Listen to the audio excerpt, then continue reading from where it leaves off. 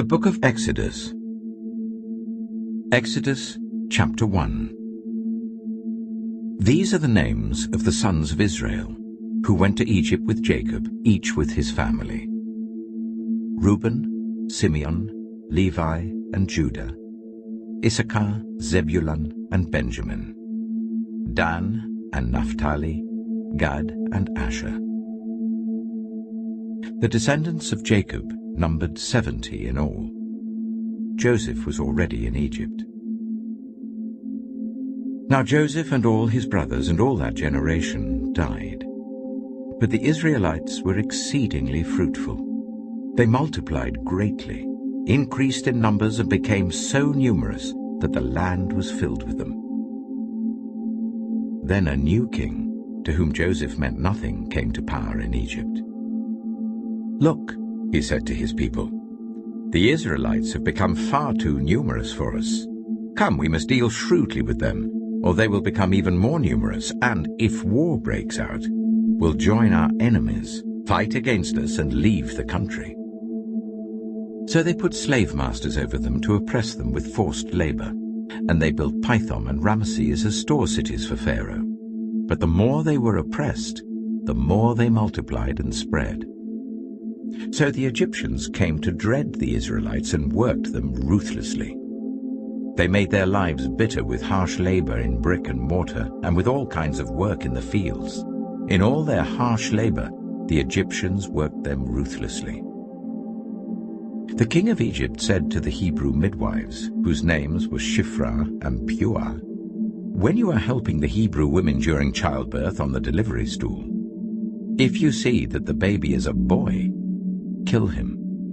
But if it is a girl, let her live." The midwives, however, feared God and did not do what the king of Egypt had told them to do. They let the boys live.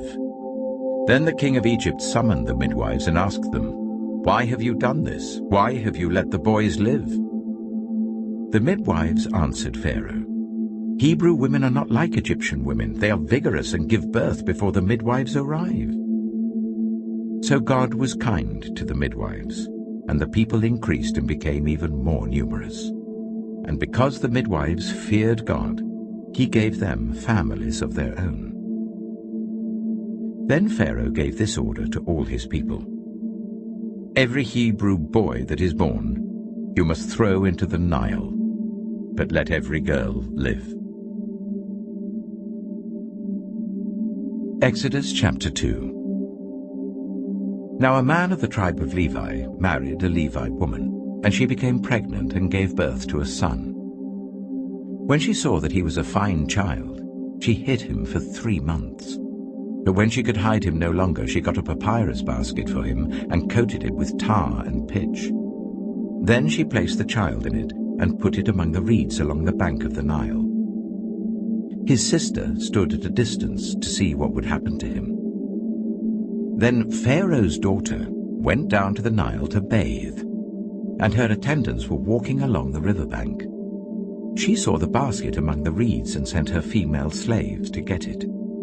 She opened it and saw the baby. He was crying, and she felt sorry for him. "This is one of the Hebrew babies," she said. Then his sister asked Pharaoh's daughter, "Shall I go and get one of the Hebrew women to nurse the baby for you?" "Yes, go," she answered. So the girl went and got the baby's mother. Pharaoh's daughter said to her, "Take this baby and nurse him for me, and I will pay you." So the woman took the baby and nursed him. When the child grew older, she took him to Pharaoh's daughter, and he became her son. She named him Moses, saying, "I drew him out of the water." One day, after Moses had grown up, he went out to where his own people were and watched them at their hard labor. He saw an Egyptian beating a Hebrew, one of his own people.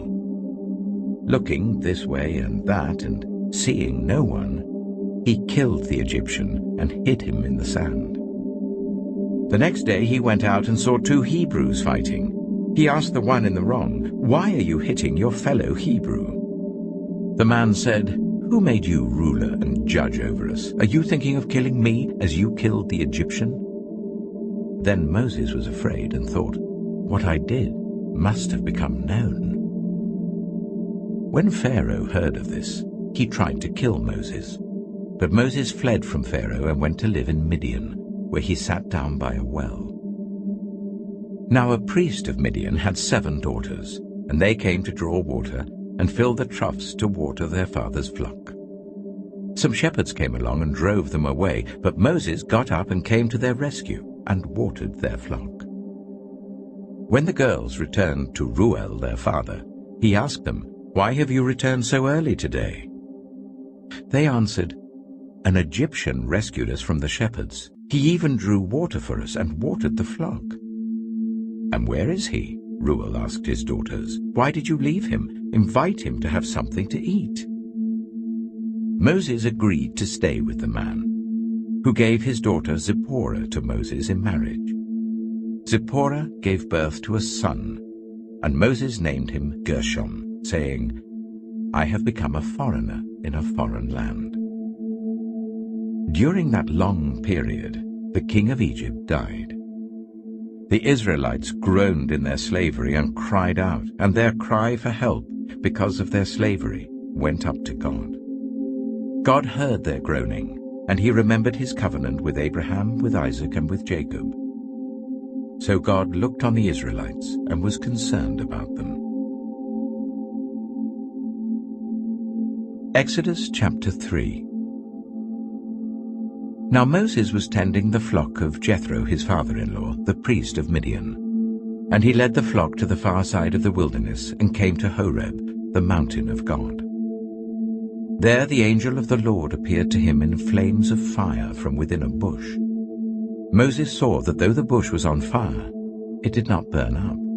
So Moses thought, "I will go over and see this strange sight, why the bush does not burn up." When the Lord saw that he had gone over to look, God called to him from within the bush, "Moses, Moses." And Moses said, "Here I am." "Do not come any closer," God said.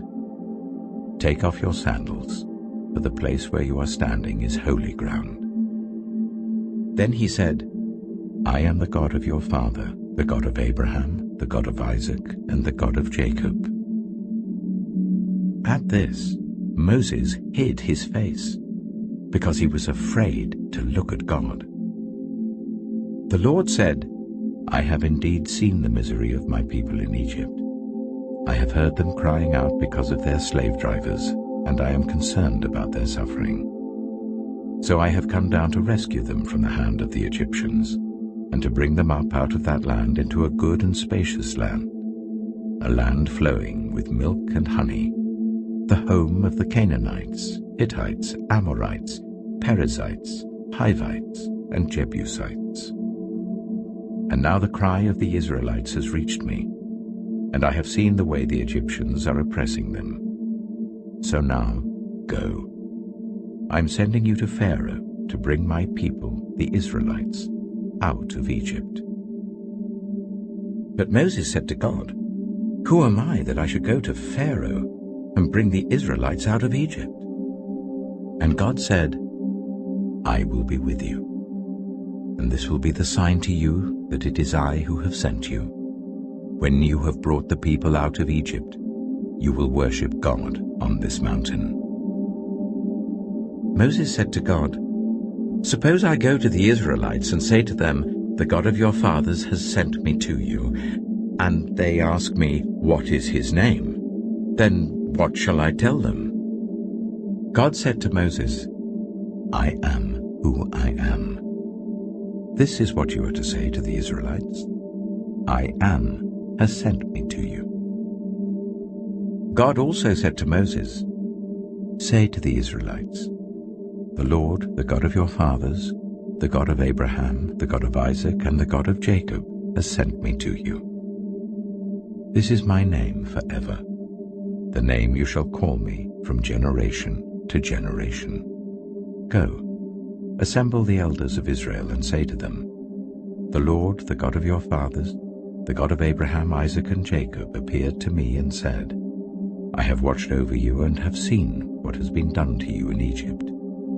And I have promised to bring you up out of your misery in Egypt, into the land of the Canaanites, Hittites, Amorites, Perizzites, Hivites, and Jebusites, a land flowing with milk and honey. The elders of Israel will listen to you. Then you and the elders are to go to the king of Egypt and say to him, The Lord, the God of the Hebrews, has met with us. Let us take a 3-day journey into the wilderness to offer sacrifices to the Lord our God. But I know that the king of Egypt will not let you go, unless a mighty hand compels him. So I will stretch out my hand and strike the Egyptians with all the wonders that I will perform among them. After that, he will let you go. And I will make the Egyptians favorably disposed towards his people, so that when you leave you will not go empty-handed. Every woman is to ask her neighbor, and any woman living in her house, for articles of silver and gold and for clothing, which you will put on your sons and daughters, and so you will plunder the Egyptians. Exodus chapter 4. Moses answered, What if they do not believe me or listen to me and say, The Lord did not appear to you? Then the Lord said to him, What is that in your hand? A staff, he replied. The Lord said, Throw it on the ground. Moses threw it on the ground, and it became a snake, and he ran from it. Then the Lord said to him, Reach out your hand and take it by the tail. So Moses reached out and took hold of the snake, and it turned back into a staff in his hand. This, said the Lord, is so that they may believe that the Lord, the God of their fathers, the God of Abraham, the God of Isaac, and the God of Jacob, has appeared to you. Then the Lord said, Put your hand inside your cloak. So Moses put his hand into his cloak, and when he took it out, the skin was leprous. It had become as white as snow. Now put it back into your cloak, he said. So Moses put his hand back into his cloak, and when he took it out, it was restored like the rest of his flesh. Then the Lord said, If they do not believe you, or pay attention to the first sign, they may believe the second. But if they do not believe these 2 signs or listen to you, take some water from the Nile and pour it on the dry ground. The water you take from the river will become blood on the ground. Moses said to the Lord, Pardon your servant, Lord, I have never been eloquent, neither in the past nor since you have spoken to your servant. I am slow of speech and tongue. The Lord said to him, Who gave human beings their mouths? Who makes them deaf or mute? Who gives them sight or makes them blind? Is it not I, the Lord? Now go, I will help you speak and will teach you what to say. But Moses said, Pardon your servant, Lord. Please send someone else. Then the Lord's anger burned against Moses, and he said, What about your brother, Aaron the Levite? I know he can speak well. He is already on his way to meet you, and he will be glad to see you. You shall speak to him and put words in his mouth. I will help both of you speak, and will teach you what to do. He will speak to the people for you, and it will be as if he were your mouth, and as if you were God to him.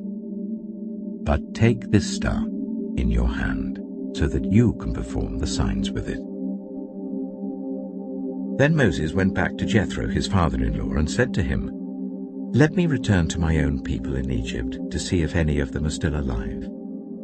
Jethro said, Go, and I wish you well. Now the Lord had said to Moses in Midian, "Go back to Egypt, for all those who wanted to kill you are dead." So Moses took his wife and sons, put them on a donkey, and started back to Egypt. And he took the staff of God in his hand. The Lord said to Moses, "When you return to Egypt, see that you perform before Pharaoh all the wonders I have given you the power to do. But I will harden his heart, so that he will not let the people go. Then say to Pharaoh, 'This is what the Lord says. Israel is my firstborn son, and I told you, let my son go so that he may worship me. But you refused to let him go, so I will kill your firstborn son.'" At a lodging place on the way, the Lord met Moses and was about to kill him. But Zipporah took a flint knife, cut off her son's foreskin, and touched Moses' feet with it. "Surely you are a bridegroom of blood to me," she said. So the Lord let him alone. At that time she said bridegroom of blood, referring to circumcision. The Lord said to Aaron, "Go into the wilderness to meet Moses." So he met Moses at the mountain of God and kissed him. Then Moses told Aaron everything the Lord had sent him to say, and also about all the signs he had commanded him to perform. Moses and Aaron brought together all the elders of the Israelites, and Aaron told them everything the Lord had said to Moses. He also performed the signs before the people, and they believed. And when they heard that the Lord was concerned about them and had seen their misery, they bowed down and worshipped. Exodus chapter 5. Afterwards, Moses and Aaron went to Pharaoh and said, "This is what the Lord, the God of Israel, says. Let my people go, so that they may hold a festival to me in the wilderness." Pharaoh said, "Who is the Lord that I should obey him and let Israel go? I do not know the Lord, and I will not let Israel go." Then they said, "The God of the Hebrews has met with us. Now let us take a 3-day journey into the wilderness to offer sacrifices to the Lord our God, or he may strike us with plagues or with the sword." But the king of Egypt said, "Moses and Aaron, why are you taking the people away from their labor? Get back to your work." Then Pharaoh said, "Look, the people of the land are now numerous, and you are stopping them from working." That same day Pharaoh gave this order to the slave drivers and overseers in charge of the people: "You are no longer to supply the people with straw for making bricks. Let them go and gather their own straw, but require them to make the same number of bricks as before. Don't reduce the quota. They're lazy. That is why they're crying out, 'Let us go and sacrifice to our God.' Make the work harder for the people, so that they keep working and pay no attention to lies." Then the slave drivers and the overseers went out and said to the people, "This is what Pharaoh says, I will not give you any more straw. Go and get your own straw wherever you can find it, but your work will not be reduced at all." So the people scattered all over Egypt to gather stubble to use for straw. The slave drivers kept pressing them, saying, "Complete the work required of you for each day, just as when you had straw." And Pharaoh's slave drivers beat the Israelite overseers they had appointed, demanding, "Why haven't you met your quota of bricks yesterday or today as before?" Then the Israelite overseers went and appealed to Pharaoh, "Why have you treated your servants this way? Your servants are given no straw, yet we are told, 'Make bricks.' Your servants are being beaten, but the fault is with your own people." Pharaoh said, "Lazy, that's what you are, lazy. That is why you keep saying, 'Let us go and sacrifice to the Lord.' Now get to work. You will not be given any straw, yet you must produce your full quota of bricks." The Israelite overseers realized they were in trouble when they were told, "You are not to reduce the number of bricks required of you for each day." When they left Pharaoh, they found Moses and Aaron waiting to meet them, and they said, May the Lord look on you and judge you. You have made us obnoxious to Pharaoh and his officials, and have put a sword in their hand to kill us." Moses returned to the Lord and said, "Why, Lord? Why have you brought trouble on this people? Is this why you sent me? Ever since I went to Pharaoh to speak in your name, he has brought trouble on this people, and you have not rescued your people at all." Exodus chapter 6. Then the Lord said to Moses, "Now you will see what I will do to Pharaoh. Because of my mighty hand, he will let them go. Because of my mighty hand, he will drive them out of his country." God also said to Moses, "I am the Lord. I appeared to Abraham, to Isaac, and to Jacob as God Almighty, but by my name, the Lord, I did not make myself known to them. I also established my covenant with them to give them the land of Canaan, where they resided as foreigners. Moreover, I have heard the groaning of the Israelites, whom the Egyptians are enslaving, and I have remembered my covenant. Therefore say to the Israelites, I am the Lord, and I will bring you out from under the yoke of the Egyptians. I will free you from being slaves to them. I will redeem you with an outstretched arm and with mighty acts of judgment. I will take you as my own people, and I will be your God. Then you will know that I am the Lord your God, who has brought you out from under the yoke of the Egyptians, and I will bring you to the land I swore with uplifted hand to give to Abraham, to Isaac, and to Jacob. I will give it to you as a possession. I am the Lord. Moses reported this to the Israelites, but they did not listen to him because of their discouragement and harsh labor. Then the Lord said to Moses, Go, tell Pharaoh, king of Egypt, to let the Israelites go out of his country. But Moses said to the Lord, If the Israelites will not listen to me, why would Pharaoh listen to me, since I speak with faltering lips? Now the Lord spoke to Moses and Aaron about the Israelites and Pharaoh, king of Egypt, and he commanded them to bring the Israelites out of Egypt. These were the heads of their families. The sons of Reuben, the firstborn of Israel, were Hanok and Palu, Hezron and Carmi. These were the clans of Reuben. The sons of Simeon were Jemuel, Jamin, Ohad, Jachin, Zohar, and Sheur, the son of a Canaanite woman. These were the clans of Simeon. These were the names of the sons of Levi according to their records: Gershon, Kohath, and Merari. Levi lived 137 years. The sons of Gershon by clans were Libni and Shimei. The sons of Kohath were Amram, Ishar, Hebron, and Uzziel. Kohath lived 133 years. The sons of Merari were Mahli and Mushi. These were the clans of Levi according to their records.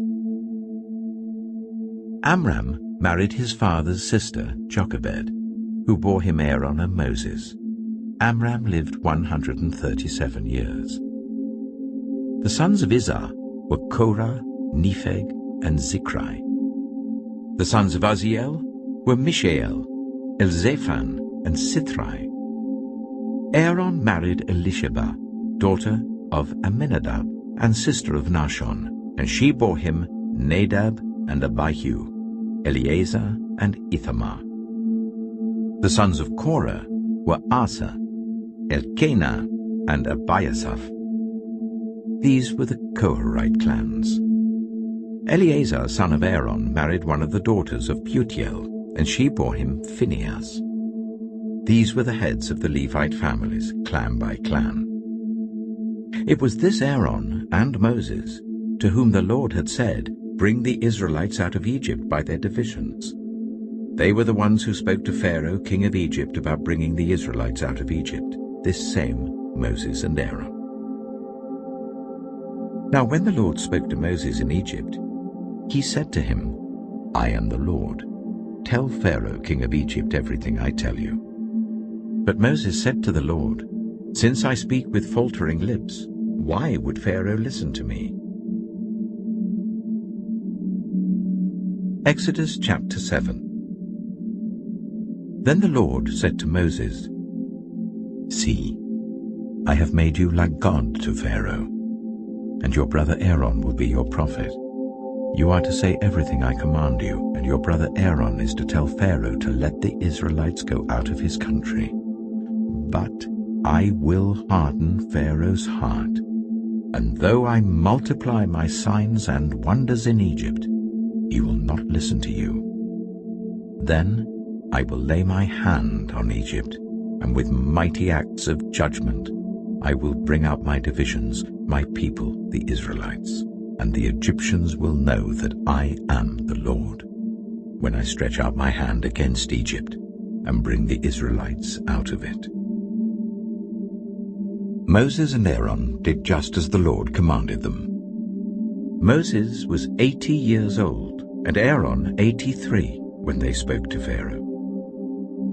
The Lord said to Moses and Aaron, When Pharaoh says to you, Perform a miracle, then say to Aaron, Take your staff and throw it down before Pharaoh, and it will become a snake. So Moses and Aaron went to Pharaoh and did just as the Lord commanded. Aaron threw his staff down in front of Pharaoh and his officials, and it became a snake. Pharaoh then summoned the wise men and sorcerers, and the Egyptian magicians also did the same things by their secret arts. Each one threw down his staff, and it became a snake. But Aaron's staff swallowed up their staffs. Yet Pharaoh's heart became hard, and he would not listen to them, just as the Lord had said. Then the Lord said to Moses, Pharaoh's heart is unyielding. He refuses to let the people go. Go to Pharaoh in the morning as he goes out to the river. Confront him on the bank of the Nile, and take in your hand the staff that was changed into a snake. Then say to him, The Lord, the God of the Hebrews, has sent me to say to you, Let my people go, so that they may worship me in the wilderness. But until now you have not listened. This is what the Lord says. By this you will know that I am the Lord. With this staff that is in my hand, I will strike the water of the Nile, and it will be changed into blood. The fish in the Nile will die, and the river will stink. The Egyptians will not be able to drink its water. The Lord said to Moses, Tell Aaron, take your staff and stretch out your hand over the waters of Egypt, over the streams and canals, over the ponds and all the reservoirs, and they will turn to blood. Blood will be everywhere in Egypt, even in vessels of wood and stone. Moses and Aaron did just as the Lord had commanded. He raised his staff in the presence of Pharaoh and his officials and struck the water of the Nile, and all the water was changed into blood. The fish in the Nile died, and the river smelled so bad that the Egyptians could not drink its water. Blood was everywhere in Egypt. But the Egyptian magicians did the same things by their secret arts, and Pharaoh's heart became hard. He would not listen to Moses and Aaron, just as the Lord had said. Instead, he turned and went into his palace, and did not take even this to heart. And all the Egyptians dug along the Nile to get drinking water, because they could not drink the water of the river. 7 days passed after the Lord struck the Nile. Exodus chapter 8. Then the Lord said to Moses, Go to Pharaoh and say to him, This is what the Lord says. Let my people go, so that they may worship me.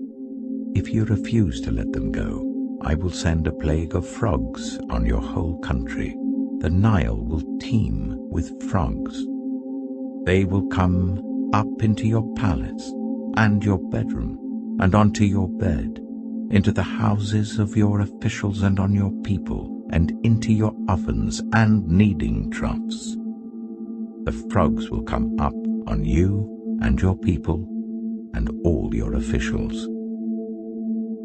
Then the Lord said to Moses, "Tell Aaron, stretch out your hand with your staff over the streams and canals and ponds, and make frogs come up on the land of Egypt."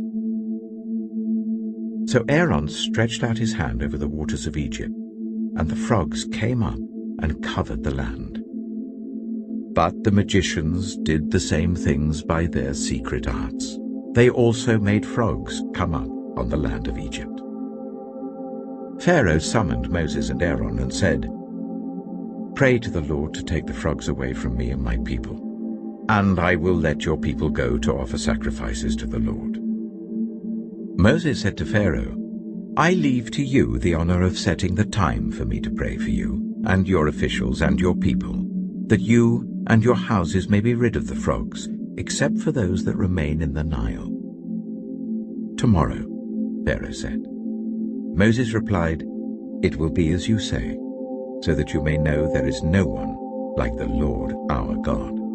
The frogs will leave you and your houses, your officials and your people. They will remain only in the Nile." After Moses and Aaron left Pharaoh, Moses cried out to the Lord about the frogs he had brought on Pharaoh, and the Lord did what Moses asked.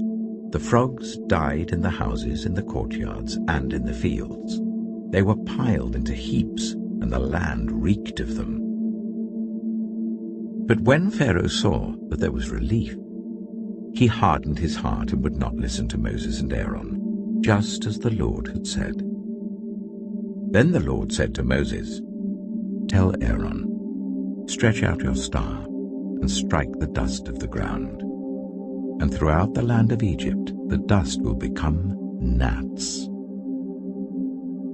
They did this, and when Aaron stretched out his hand with the staff and struck the dust of the ground, gnats came on people and animals.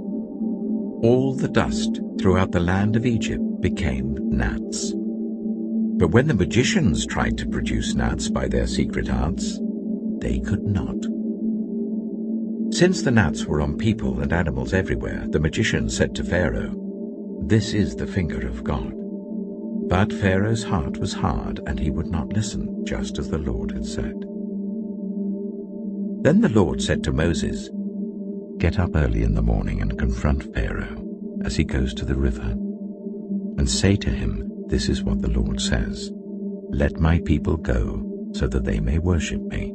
If you do not let my people go, I will send swarms of flies on you and your officials, on your people and into your houses. The houses of the Egyptians will be full of flies. Even the ground will be covered with them. But on that day, I will deal differently with the land of Goshen, where my people live. No swarms of flies will be there, so that you will know that I, the Lord, am in this land. I will make a distinction between my people and your people. This sign will occur tomorrow." And the Lord did this. Dense swarms of flies poured into Pharaoh's palace and into the houses of his officials. Throughout Egypt the land was ruined by the flies. Then Pharaoh summoned Moses and Aaron and said, "Go, sacrifice to your God here in the land." But Moses said, "That would not be right. The sacrifices we offer the Lord our God would be detestable to the Egyptians. And if we offer sacrifices that are detestable in their eyes, will they not stone us? We must take a 3-day journey into the wilderness to offer sacrifices to the Lord our God, as he commands us."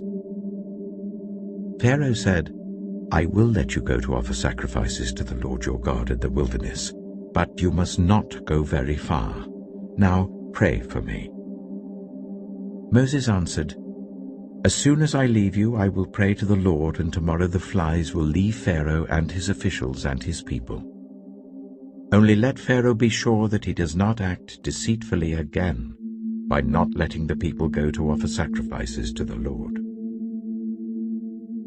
Then Moses left Pharaoh and prayed to the Lord, and the Lord did what Moses asked.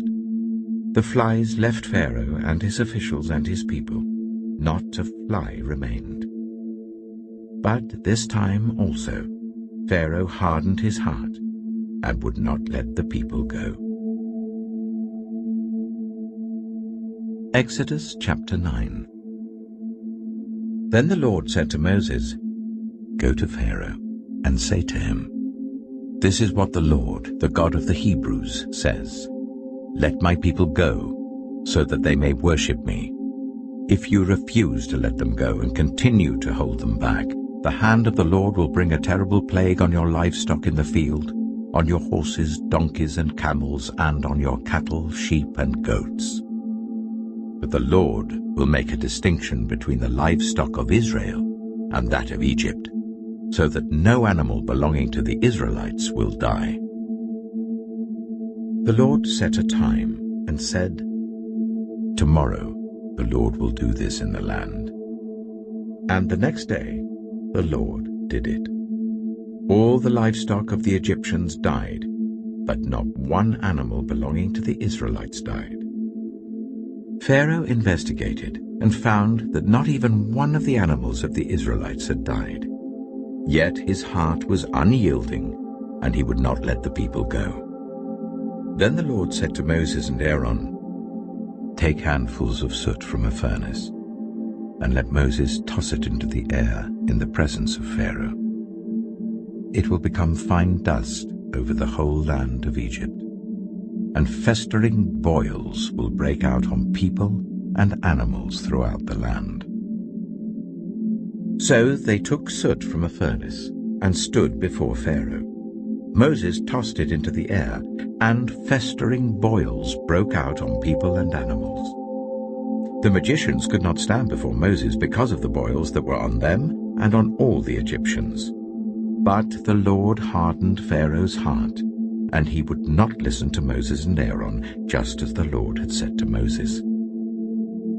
Then the Lord said to Moses, "Get up early in the morning, confront Pharaoh, and say to him, 'This is what the Lord, the God of the Hebrews, says. Let my people go, so that they may worship me. For this time I will send the full force of my plagues against you and against your officials and your people, so you may know that there is no one like me in all the earth. For by now I could have stretched out my hand and struck you and your people with a plague that would have wiped you off the earth. But I have raised you up for this very purpose, that I might show you my power, and that my name might be proclaimed in all the earth. You still set yourself against my people and will not let them go. Therefore at this time tomorrow I will send the worst hailstorm that has ever fallen on Egypt from the day it was founded till now. Give an order now to bring your livestock and everything you have in the field to a place of shelter, because the hail will fall on every person and animal that has not been brought in and is still out in the field, and they will die." Those officials of Pharaoh who feared the word of the Lord hurried to bring their slaves and their livestock inside. But those who ignored the word of the Lord left their slaves and livestock in the field. Then the Lord said to Moses, "Stretch out your hand towards the sky so that hail will fall all over Egypt, on people and animals and on everything growing in the fields of Egypt." When Moses stretched out his staff towards the sky, the Lord sent thunder and hail, and lightning flashed down to the ground. So the Lord rained hail on the land of Egypt. Hail fell, and lightning flashed back and forth. It was the worst storm in all the land of Egypt since it had become a nation. Throughout Egypt, hail struck everything in the fields, both people and animals. It beat down everything growing in the fields and stripped every tree. The only place it did not hail was the land of Goshen, where the Israelites were. Then Pharaoh summoned Moses and Aaron. "This time I have sinned," he said to them. "The Lord is in the right, and I and my people are in the wrong. Pray to the Lord, for we have had enough thunder and hail. I will let you go. You don't have to stay any longer." Moses replied, "When I have gone out of the city, I will spread out my hands in prayer to the Lord. The thunder will stop, and there will be no more hail, so you may know that the earth is the Lord's. But I know that you and your officials still do not fear the Lord God." The flax and barley were destroyed, since the barley was in the ear and the flax was in bloom. The wheat and spelt, however, were not destroyed, because they ripened later. Then Moses left Pharaoh and went out of the city. He spread his hands towards the Lord. The thunder and hail stopped, and the rain no longer poured down on the land. When Pharaoh saw that the rain and hail and thunder had stopped, he sinned again. He and his officials hardened their hearts. So Pharaoh's heart was hard, and he would not let the Israelites go, just as the Lord had said through Moses. Exodus chapter 10. Then the Lord said to Moses, "Go to Pharaoh, for I have hardened his heart and the hearts of his officials, so that I may perform these signs of mine among them, that you may tell your children and grandchildren how I dealt harshly with the Egyptians, and how I performed my signs among them, and that you may know that I am the Lord." So Moses and Aaron went to Pharaoh and said to him, "This is what the Lord, the God of the Hebrews, says. How long will you refuse to humble yourself before me? Let my people go, so that they may worship me. If you refuse to let them go, I will bring locusts into your country tomorrow. They will cover the face of the ground, so that it cannot be seen. They will devour what little you have left after the hail, including every tree that is growing in your fields. They will fill your houses and those of all your officials and all the Egyptians, something neither your parents nor your ancestors have ever seen, from the day they settled in this land till now." Then Moses turned and left Pharaoh. Pharaoh's officials said to him, "How long will this man be a snare to us? Let the people go, so that they may worship the Lord their God. Do you not realize that Egypt is ruined?" Then Moses and Aaron were brought back to Pharaoh. "Go worship the Lord your God," he said. "But tell me who will be going." Moses answered, "We will go with our young and our old, with our sons and our daughters, and with our flocks and herds, because we are to celebrate a festival to the Lord." Pharaoh said, "The Lord be with you, if I let you go, along with your women and children. Clearly you are bent on evil. No, let only the men go and worship the Lord, since that's what you've been asking for." Then Moses and Aaron were driven out of Pharaoh's presence. And the Lord said to Moses, "Stretch out your hand over Egypt, so that locusts swarm over the land and devour everything growing in the fields, everything left by the hail." So Moses stretched out his staff over Egypt, and the Lord made an east wind blow across the land all that day and all that night. By morning the wind had brought the locusts. They invaded all Egypt, and settled down in every area of the country in great numbers. Never before had there been such a plague of locusts, nor will there ever be again. They covered all the ground until it was black. They devoured all that was left after the hail, everything growing in the fields and the fruit on the trees. Nothing green remained on tree or plant in all the land of Egypt. Pharaoh quickly summoned Moses and Aaron and said, "I have sinned against the Lord your God and against you. Now forgive my sin once more. and pray to the Lord your God to take this deadly plague away from me." Moses then left Pharaoh and prayed to the Lord.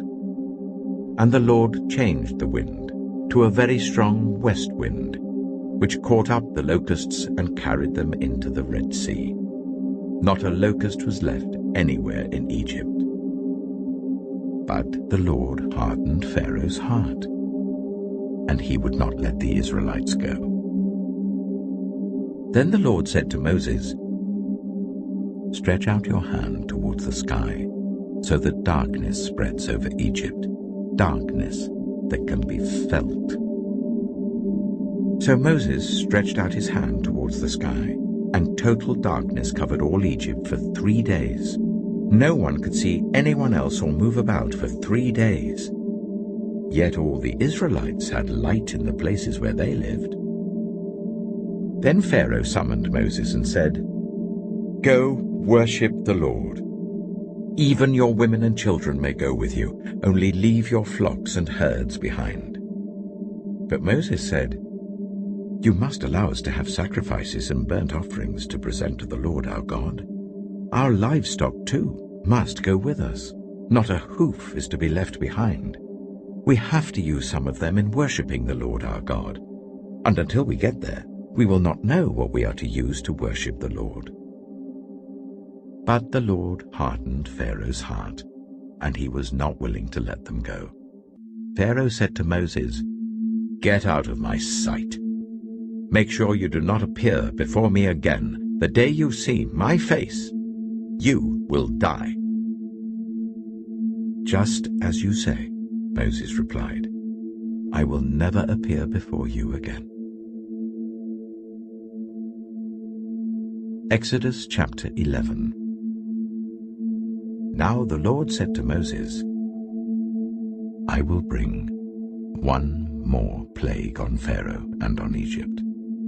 After that, he will let you go from here, and when he does, he will drive you out completely. Tell the people that men and women alike are to ask their neighbors for articles of silver and gold." The Lord made the Egyptians favorably disposed towards the people, and Moses himself was highly regarded in Egypt by Pharaoh's officials and by the people. So Moses said, "This is what the Lord says, about midnight I will go throughout Egypt. Every firstborn son in Egypt will die, from the firstborn son of Pharaoh who sits on the throne to the firstborn son of the female slave who is at her handmill, and all the firstborn of the cattle as well. There will be loud wailing throughout Egypt, worse than there has ever been or ever will be again. But among the Israelites, not a dog will bark at any person or animal. Then you will know that the Lord makes a distinction between Egypt and Israel. All these officials of yours will come to me, bowing down before me, and saying, 'Go, you and all the people who follow you.' After that, I will leave." Then Moses, hot with anger, left Pharaoh. The Lord had said to Moses, "Pharaoh will refuse to listen to you, so that my wonders may be multiplied in Egypt." Moses and Aaron performed all these wonders before Pharaoh, but the Lord hardened Pharaoh's heart, and he would not let the Israelites go out of his country. Exodus chapter 12. The Lord said to Moses and Aaron in Egypt, "This month is to be for you the first month of your year. Tell the whole community of Israel that on the 10th day of this month, each man is to take a lamb for his family, one for each household. If any household is too small for a whole lamb, they must share one with their nearest neighbor, having taken into account the number of people there are.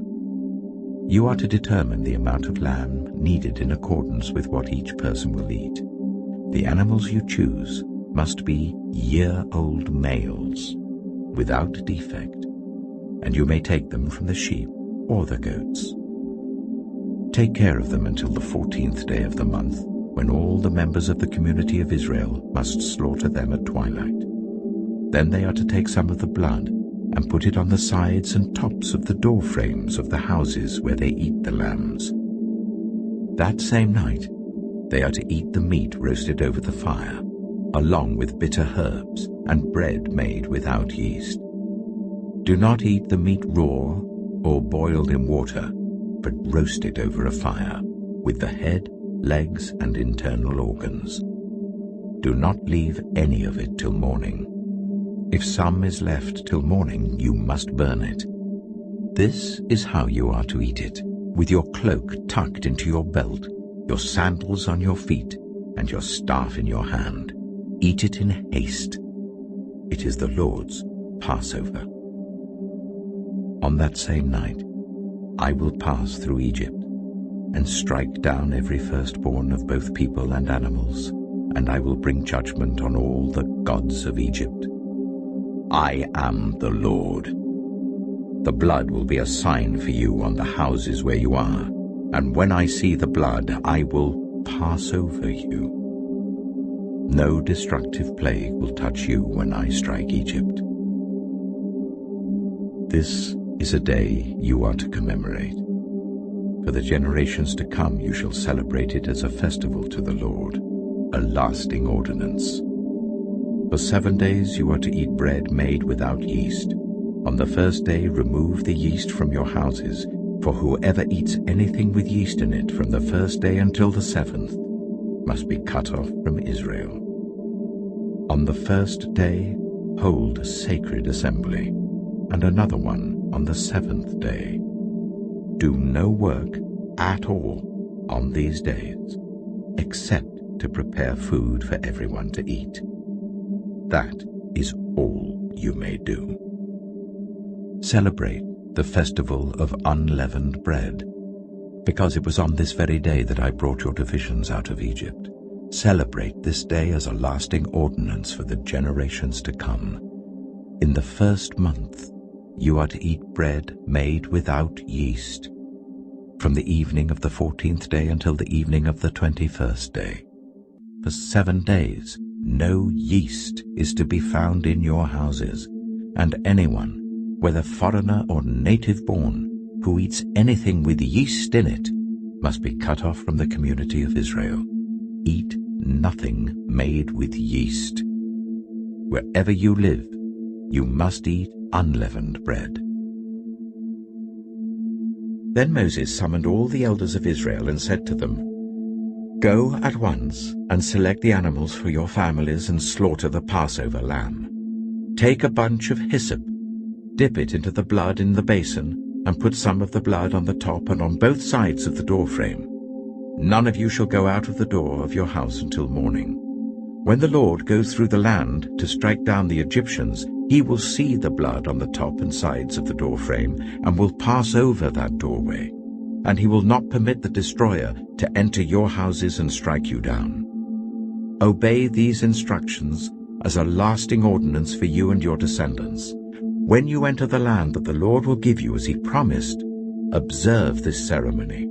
And when your children ask you, What does this ceremony mean to you? Then tell them, It is the Passover sacrifice to the Lord, who passed over the houses of the Israelites in Egypt and spared our homes when he struck down the Egyptians. Then the people bowed down and worshipped. The Israelites did just what the Lord commanded Moses and Aaron. At midnight, the Lord struck down all the firstborn in Egypt, from the firstborn of Pharaoh who sat on the throne, to the firstborn of the prisoner who was in the dungeon, and the firstborn of all the livestock as well. Pharaoh and all his officials and all the Egyptians got up during the night, and there was loud wailing in Egypt, for there was not a house without someone dead. During the night, Pharaoh summoned Moses and Aaron and said, Up, leave my people, you and the Israelites. Go worship the Lord as you have requested. Take your flocks and herds as you have said, and go. And also bless me." The Egyptians urged the people to hurry and leave the country. "For otherwise," they said, "we will all die." So the people took their dough before the yeast was added and carried it on their shoulders in kneading troughs wrapped in clothing. The Israelites did as Moses instructed and asked the Egyptians for articles of silver and gold and for clothing. The Lord had made the Egyptians favorably disposed towards the people, and they gave them what they asked for. So they plundered the Egyptians. The Israelites journeyed from Ramesses to Succoth. There were about 600,000 men on foot, besides women and children. Many other people went up with them, and also large droves of livestock, both flocks and herds. With the dough the Israelites had brought from Egypt, they baked loaves of unleavened bread. The dough was without yeast because they had been driven out of Egypt and did not have time to prepare food for themselves. Now the length of time the Israelite people lived in Egypt was 430 years. At the end of 430 years, to the very day, all the Lord's divisions left Egypt. Because the Lord kept vigil that night to bring them out of Egypt, on this night all the Israelites are to keep vigil to honor the Lord for the generations to come.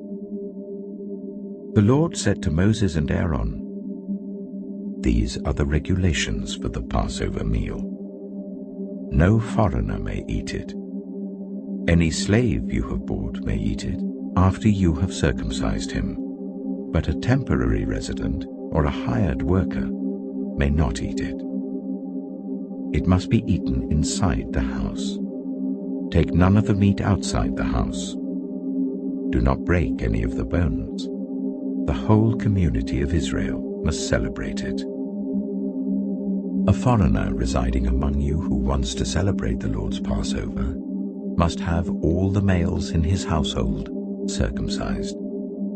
Then he may take part, like one born in the land. No uncircumcised male may eat it. The same law applies both to the native-born and to the foreigner residing among you." All the Israelites did just what the Lord had commanded Moses and Aaron, and on that very day the Lord brought the Israelites out of Egypt by their divisions. Exodus chapter 13. The Lord said to Moses, "Consecrate to me every firstborn male. The first offspring of every womb among the Israelites belongs to me, whether human or animal." Then Moses said to the people, "Commemorate this day, the day you came out of Egypt, out of the land of slavery, because the Lord brought you out of it with a mighty hand. Eat nothing containing yeast. Today, in the month of Aviv, you are leaving. When the Lord brings you into the land of the Canaanites, Hittites, Amorites, Hivites, and Jebusites, the land he swore to your ancestors to give you, a land flowing with milk and honey, you are to observe this ceremony in this month. For 7 days eat bread made without yeast, and on the 7th day hold a festival to the Lord. Eat unleavened bread during those 7 days. Nothing with yeast in it is to be seen among you, nor shall any yeast be seen anywhere within your borders. On that day tell your son, I do this because of what the Lord did for me when I came out of Egypt. This observance will be for you like a sign on your hand and a reminder on your forehead that this law of the Lord is to be on your lips. For the Lord brought you out of Egypt with his mighty hand. You must keep this ordinance at the appointed time, year after year. After the Lord brings you into the land of the Canaanites and gives it to you, as he promised on oath to you and your ancestors, you are to give over to the Lord the first offspring of every womb. All the firstborn males of your livestock belong to the Lord. Redeem with a lamb every firstborn donkey. But if you do not redeem it, break its neck. Redeem every firstborn among your sons. In the days to come, when your son asks you, 'What does this mean?' say to him, 'With a mighty hand the Lord brought us out of Egypt, out of the land of slavery. When Pharaoh stubbornly refused to let us go, the Lord killed the firstborn of both people and animals in Egypt. This is why I sacrifice to the Lord the first male offspring of every womb, and redeem each of my firstborn son. And it will be like a sign on your hand, and a symbol on your forehead, that the Lord brought us out of Egypt with his mighty hand.'" When Pharaoh let the people go, God did not lead them on the road through the Philistine country, though that was shorter. For God said, if they face war, they might change their minds and return to Egypt. So God led the people around by the desert road towards the Red Sea. The Israelites went up out of Egypt ready for battle. Moses took the bones of Joseph with him, because Joseph had made the Israelites swear an oath. He had said, "God will surely come to your aid, and then you must carry my bones up with you from this place." After leaving Suchet, they camped at Etham on the edge of the desert. By day the Lord went ahead of them in a pillar of cloud to guide them on their way, and by night in a pillar of fire to give them light, so that they could travel by day or night.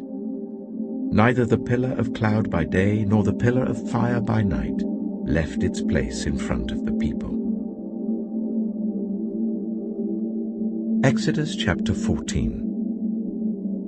Then the Lord said to Moses, "Tell the Israelites to turn back and camp near Pi-hahiroth, between Migdol and the sea.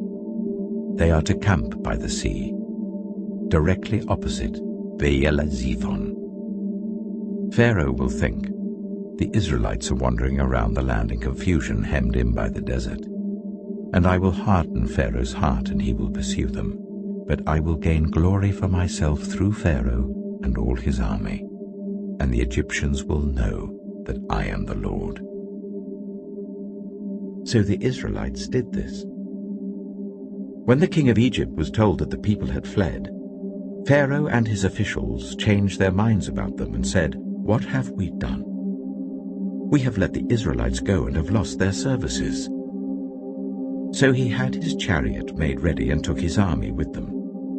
He took 600 of the best chariots, along with all the other chariots of Egypt, with officers over all of them. The Lord hardened the heart of Pharaoh, king of Egypt, so that he pursued the Israelites who were marching out boldly. The Egyptians, all Pharaoh's horses and chariots, horsemen and troops, pursued the Israelites and overtook them as they camped by the sea near Pi-hahiroth, opposite Baal-zephon. As Pharaoh approached, the Israelites looked up, and there were the Egyptians marching after them. They were terrified and cried out to the Lord. They said to Moses, "Was it because there were no graves in Egypt that you brought us to the desert to die? What have you done to us by bringing us out of Egypt? Didn't we say to you in Egypt, 'Leave us alone, let us serve the Egyptians'? It would have been better for us to serve the Egyptians than to die in the desert." Moses answered the people, "Do not be afraid. Stand firm, and you will see the deliverance the Lord will bring you today. The Egyptians you see today, you will never see again. The Lord will fight for you. You need only to be still." Then the Lord said to Moses, "Why are you crying out to me? Tell the Israelites to move on. Raise your staff and stretch out your hand over the sea to divide the water, so that the Israelites can go through the sea on dry ground. I will harden the hearts of the Egyptians, so that they will go in after them. And I will gain glory through Pharaoh and all his army, through his chariots and his horsemen. The Egyptians will know that I am the Lord, when I gain glory through Pharaoh, his chariots, and his horsemen." Then the angel of God, who had been traveling in front of Israel's army, withdrew and went behind them. The pillar of cloud also moved from in front and stood behind them, coming between the armies of Egypt and Israel. Throughout the night the cloud brought darkness to the one side and light to the other, so neither went near the other all night long. Then Moses stretched out his hand over the sea, and all that night the Lord drove the sea back with a strong east wind and turned it into dry land. The waters were divided, and the Israelites went through the sea on dry ground with a wall of water on their right and on their left. The Egyptians pursued them, and all Pharaoh's horses and chariots and horsemen followed them into the sea. During the last watch of the night, the Lord looked down from the pillar of fire and cloud at the Egyptian army and threw it into confusion. He jammed the wheels of their chariots so that they had difficulty driving. And the Egyptians said, "Let's get away from the Israelites. The Lord is fighting for them against Egypt." Then the Lord said to Moses, "Stretch out your hand over the sea, so that the waters may flow back over the Egyptians and their chariots and horsemen." Moses stretched out his hand over the sea, and at daybreak the sea went back to its place. The Egyptians were fleeing towards it, and the Lord swept them into the sea. The water flowed back and covered the chariots and horsemen, the entire army of Pharaoh that had followed the Israelites into the sea. Not one of them survived. But the Israelites went through the sea on dry ground, with the wall of water on their right and on their left. That day the Lord saved Israel from the hands of the Egyptians, and Israel saw the Egyptians lying dead on the shore. And when the Israelites saw the mighty hand of the Lord displayed against the Egyptians, the people feared the Lord and put their trust in him and in Moses his servant. Exodus chapter 15.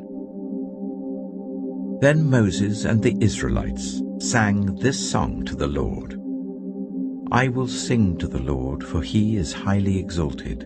Both horse and driver he has hurled into the sea. The Lord is my strength and my defense. He has become my salvation. He is my God, and I will praise him, my father's God, and I will exalt him. The Lord is a warrior.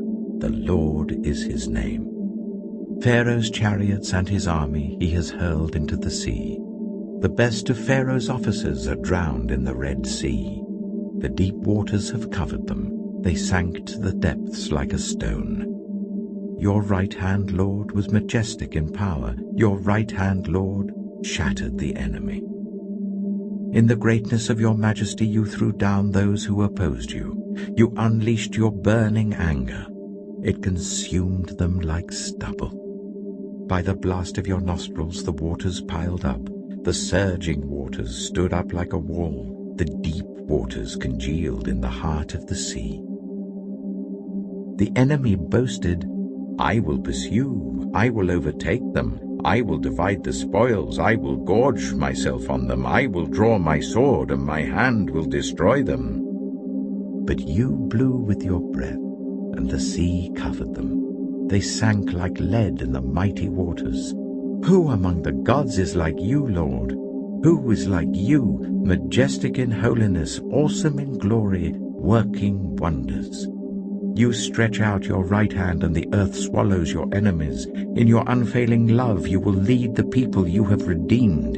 In your strength you will guide them to your holy dwelling. The nations will hear and tremble. Anguish will grip the people of Philistia. The chiefs of Edom will be terrified. The leaders of Moab will be seized with trembling. The people of Canaan will melt away. Terror and dread will fall on them. By the power of your arm, they will be as still as a stone. Until your people pass by, Lord, until the people you bought pass by. You will bring them in and plant them on the mountain of your inheritance, the place, Lord, you made for your dwelling. The sanctuary, Lord, your hands established. The Lord reigns forever and ever. When Pharaoh's horses, chariots, and horsemen went into the sea, the Lord brought the waters of the sea back over them, but the Israelites walked through the sea on dry ground. Then Miriam, the prophet, Aaron's sister, took a tambourine in her hand, and all the women followed her with tambourines and dancing. Miriam sang to them, "Sing to the Lord, for he is highly exalted. Both horse and driver he has hurled into the sea."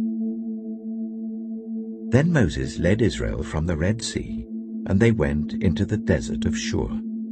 For 3 days they traveled in the desert without finding water. When they came to Marah, they could not drink its water because it was bitter. That is why the place is called Marah. So the people grumbled against Moses, saying, "What are we to drink?" Then Moses cried out to the Lord, and the Lord showed him a piece of wood. He threw it into the water, and the water became fit to drink. There the Lord issued a ruling and instruction for them and put them to the test. He said, "If you listen carefully to the Lord your God and do what is right in his eyes, if you pay attention to his commands and keep all his decrees, I will not bring on you any of the diseases I brought on the Egyptians, for I am the Lord who heals you." Then they came to Elim, where there were 12 springs and 70 palm trees, and they camped there near the water. Exodus chapter 16. The whole Israelite community set out from Elim and came to the desert of Sin, which is between Elim and Sinai, on the 15th day of the 2nd month after they had come out of Egypt. In the desert, the whole community grumbled against Moses and Aaron. The Israelites said to them, "If only we had died by the Lord's hand in Egypt. There we sat round pots of meat and ate all the food we wanted. But you have brought us out into this desert to starve this entire assembly to death." Then the Lord said to Moses, "I will rain down bread from heaven for you. The people are to go out each day and gather enough for that day. In this way I will test them and see whether they will follow my instructions. On the 6th day they are to prepare what they bring in, and that is to be twice as much as they gather on the other days." So Moses and Aaron said to all the Israelites, "In the evening you will know that it was the Lord who brought you out of Egypt. And in the morning you will see the glory of the Lord, because he has heard your grumbling against him. Who are we that you should grumble against us?" Moses also said, "You will know that it was the Lord when he gives you meat to eat in the evening and all the bread you want in the morning, because he has heard your grumbling against him. Who are we? You are not grumbling against us, but against the Lord." Then Moses told Aaron, "Say to the entire Israelite community, 'Come before the Lord, for he has heard your grumbling.'" While Aaron was speaking to the whole Israelite community, they looked towards the desert, and there was the glory of the Lord appearing in the cloud. The Lord said to Moses, "I have heard the grumbling of the Israelites. Tell them, at twilight you will eat meat, and in the morning you will be filled with bread. Then you will know that I am the Lord your God." That evening quail came and covered the camp, and in the morning there was a layer of dew around the camp. When the dew was gone, thin flakes like frost on the ground appeared on the desert floor. When the Israelites saw it, they said to each other, "What is it?" But they did not know what it was. Moses said to them, "It is the bread the Lord has given you to eat. This is what the Lord has commanded. Everyone is to gather as much as they need. Take an omer for each person you have in your tent." The Israelites did as they were told. Some gathered much, some little. And when they measured it by the omer, the one who gathered much did not have too much, and the one who gathered little did not have too little. Everyone had gathered just as much as they needed. Then Moses said to them, "No one is to keep any of it until morning." However, some of them paid no attention to Moses. They kept part of it until morning, but it was full of maggots and began to smell. So Moses was angry with them. Each morning, everyone gathered as much as they needed, and when the sun grew hot, it melted away. On the 6th day, they gathered twice as much, 2 omers for each person. And the leaders of the community came and reported this to Moses. He said to them, "This is what the Lord commanded. Tomorrow is to be a day of Sabbath rest, a holy Sabbath to the Lord. So bake what you want to bake and boil what you want to boil. Save whatever is left and keep it until morning." So they saved it until morning as Moses commanded, and it did not stink or get maggots in it. "Eat it today," Moses said, "because today is a Sabbath to the Lord. You will not find any of it on the ground today. 6 days you are to gather it, but on the 7th day, the Sabbath, there will not be any." Nevertheless, some of the people went out on the 7th day to gather it, but they found none. Then the Lord said to Moses, "How long will you refuse to keep my commands and my instructions? Bear in mind that the Lord has given you the Sabbath. That is why on the 6th day he gives you bread for 2 days. Everyone is to stay where they are on the 7th day. No one is to go out." So the people rested on the 7th day. The people of Israel called the bread manna. It was white like coriander seed and tasted like wafers made with honey. Moses said, "This is what the Lord has commanded. Take an omer of manna and keep it for the generations to come, so that they can see the bread I gave you to eat in the wilderness when I brought you out of Egypt." So Moses said to Aaron, "Take a jar and put an omer of manna in it. Then place it before the Lord to be kept for the generations to come." As the Lord commanded Moses, Aaron put the manna with the tablets of the covenant law that it might be preserved. The Israelites ate manna for 40 years, until they came to a land that was settled. They ate manna until they reached the border of Canaan. An omer is 1/10 of an ephah. Exodus chapter 17. The whole Israelite community set out from the desert of Sin, traveling from place to place as the Lord commanded. They camped at Refuge, but there was no water for the people to drink. So they quarreled with Moses and said, "Give us water to drink." Moses replied, "Why do you quarrel with me? Why do you put the Lord to the test?" But the people were thirsty for water there, and they grumbled against Moses. They said, "Why did you bring us up out of Egypt to make us and our children and our livestock die of thirst?" Then Moses cried out to the Lord, "What am I to do with these people? They are almost ready to stone me." The Lord answered Moses, "Go out in front of the people. Take with you some of the elders of Israel, and take in your hand the staff with which you struck the Nile, and go. I will stand there before you by the rock at Horeb. Strike the rock, and water will come out of it for the people to drink." So Moses did this in the sight of the elders of Israel. And he called the place Massah and Meribah, because the Israelites quarreled, and because they tested the Lord, saying, "Is the Lord among us or not?" The Amalekites came and attacked the Israelites at Rephidim. Moses said to Joshua, "Choose some of our men and go out to fight the Amalekites. Tomorrow I will stand on top of the hill with the staff of God in my hands." So Joshua fought the Amalekites as Moses had ordered, and Moses, Aaron, and Hur went to the top of the hill. As long as Moses held up his hands, the Israelites were winning, but whenever he lowered his hands, the Amalekites were winning. When Moses' hands grew tired, they took a stone and put it under him, and he sat on it. Aaron and Hur held his hands up, one on one side, one on the other, so that his hands remained steady till sunset. So Joshua overcame the Amalekite army with the sword.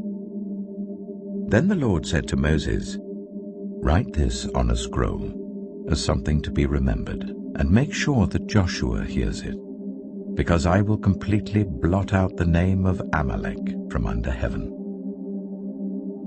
Moses built an altar and called it, "The Lord is my banner."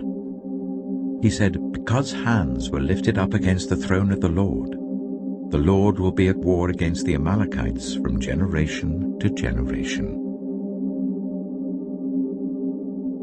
Exodus chapter 18.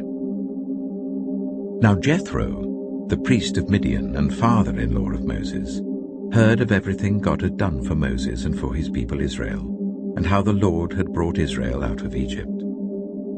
After Moses had sent away his wife Zipporah, his father-in-law Jethro received her and her 2 sons. One son was named Gershom, for Moses said, "I have become a foreigner in a foreign land." And the other was named Eleazar, for he said, "My father's God was my helper. He saved me from the sword of Pharaoh." Jethro, Moses' father-in-law, together with Moses' sons and wife, came to him in the wilderness where he was camped near the mountain of God. Jethro had sent word to him, "I, your father-in-law Jethro, am coming to you with your wife and her 2 sons." So Moses went out to meet his father-in-law and bowed down and kissed him. They greeted each other and then went into the tent. Moses told his father-in-law about everything the Lord had done to Pharaoh and the Egyptians for Israel's sake, and about all the hardships they had met along the way, and how the Lord had saved them. Jethro was delighted to hear about all the good things the Lord had done for Israel in rescuing them from the hand of the Egyptians. He said, "Praise be to the Lord, who rescued you from the hand of the Egyptians and of Pharaoh, and who rescued the people from the hand of the Egyptians. Now I know that the Lord is greater than all other gods, for he did this to those who had treated Israel arrogantly." Then Jethro, Moses' father-in-law, brought a burnt offering and other sacrifices to God. And Aaron came with all the elders of Israel to eat a meal with Moses' father-in-law in the presence of God. The next day, Moses took his seat to serve as judge for the people, and they stood round him from morning till evening. When his father-in-law saw all that Moses was doing for the people, he said, "What is this you are doing for the people? Why do you alone sit as judge, while all these people stand round you from morning till evening?" Moses answered him, "Because the people come to me to seek God's will. Whenever they have a dispute, it is brought to me, and I decide between the parties and inform them of God's decrees and instructions." Moses' father-in-law replied, "What you are doing is not good. You and these people who come to you will only wear yourselves out.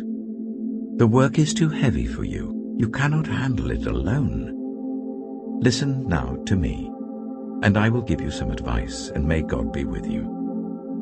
You must be the people's representative before God and bring their disputes to him. Teach them his decrees and instructions, and show them the way they are to live and how they are to behave. But select capable men from all the people, men who fear God, trustworthy men who hate dishonest gain, and appoint them as officials over thousands, hundreds, 50s, and 10s. Let them serve as judges for the people at all times. But let them bring every difficult case to you. The simple cases they can decide themselves. That will make your load lighter, because they will share it with you. If you do this, and God so command, you will be able to stand the strain, and all these people will go home satisfied." Moses listened to his father-in-law and did everything he said. He chose capable men from all Israel and made them leaders of the people, officials over thousands, hundreds, 50s, and 10s. They served as judges for the people at all times. The difficult cases they brought to Moses, but the simple ones they decided themselves. Then Moses sent his father-in-law on his way, and Jethro returned to his own country. Exodus chapter 19. On the first day of the 3rd month, after the Israelites left Egypt, on that very day they came to the desert of Sinai. After they set out from Rephidim, they entered the desert of Sinai, and Israel camped there in the desert in front of the mountain. Then Moses went up to God, and the Lord called to him from the mountain and said, "This is what you are to say to the descendants of Jacob, and what you are to tell the people of Israel. You yourselves have seen what I did to Egypt, and how I carried you on eagle's wings and brought you to myself. Now, if you obey me fully and keep my covenant, then out of all nations you will be my treasured possession. Although the whole earth is mine, you will be for me a kingdom of priests and a holy nation. These are the words you are to speak to the Israelites." So Moses went back and summoned the elders of the people and set before them all the words the Lord had commanded him to speak. The people all responded together, "We will do everything the Lord has said." So Moses brought their answer back to the Lord. The Lord said to Moses, "I am going to come to you in a dense cloud, so that the people will hear me speaking with you and will always put their trust in you." Then Moses told the Lord what the people had said, and the Lord said to Moses, "Go to the people and consecrate them today and tomorrow. Make them wash their clothes and be ready by the third day, because on that day the Lord will come down on Mount Sinai in the sight of all the people. Put limits for the people around the mountain and tell them, 'Be careful that you do not approach the mountain or touch the foot of it. Whoever touches the mountain is to be put to death. They are to be stoned or shot with arrows. Not a hand is to be laid on them. No person or animal shall be permitted to live. Only when the ram's horn sounds a long blast may they approach the mountain."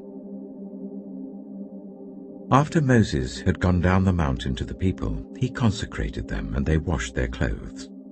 Then he said to the people, "Prepare yourselves for the third day. Abstain from sexual relations." On the morning of the third day, there was thunder and lightning, with a thick cloud over the mountain, and a very loud trumpet blast. Everyone in the camp trembled. Then Moses led the people out of the camp to meet with God, and they stood at the foot of the mountain. Mount Sinai was covered with smoke, because the Lord descended on it in fire. The smoke billowed up from it like smoke from a furnace, and the whole mountain trembled violently. As the sound of the trumpet grew louder and louder, Moses spoke, and the voice of God answered him. The Lord descended to the top of Mount Sinai and called Moses to the top of the mountain.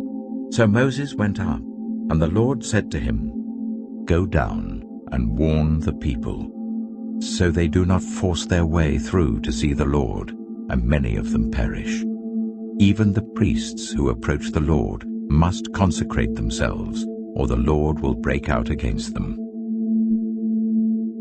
Moses said to the Lord, "The people cannot come up Mount Sinai because you yourself warned us. Put limits around the mountain and set it apart as holy."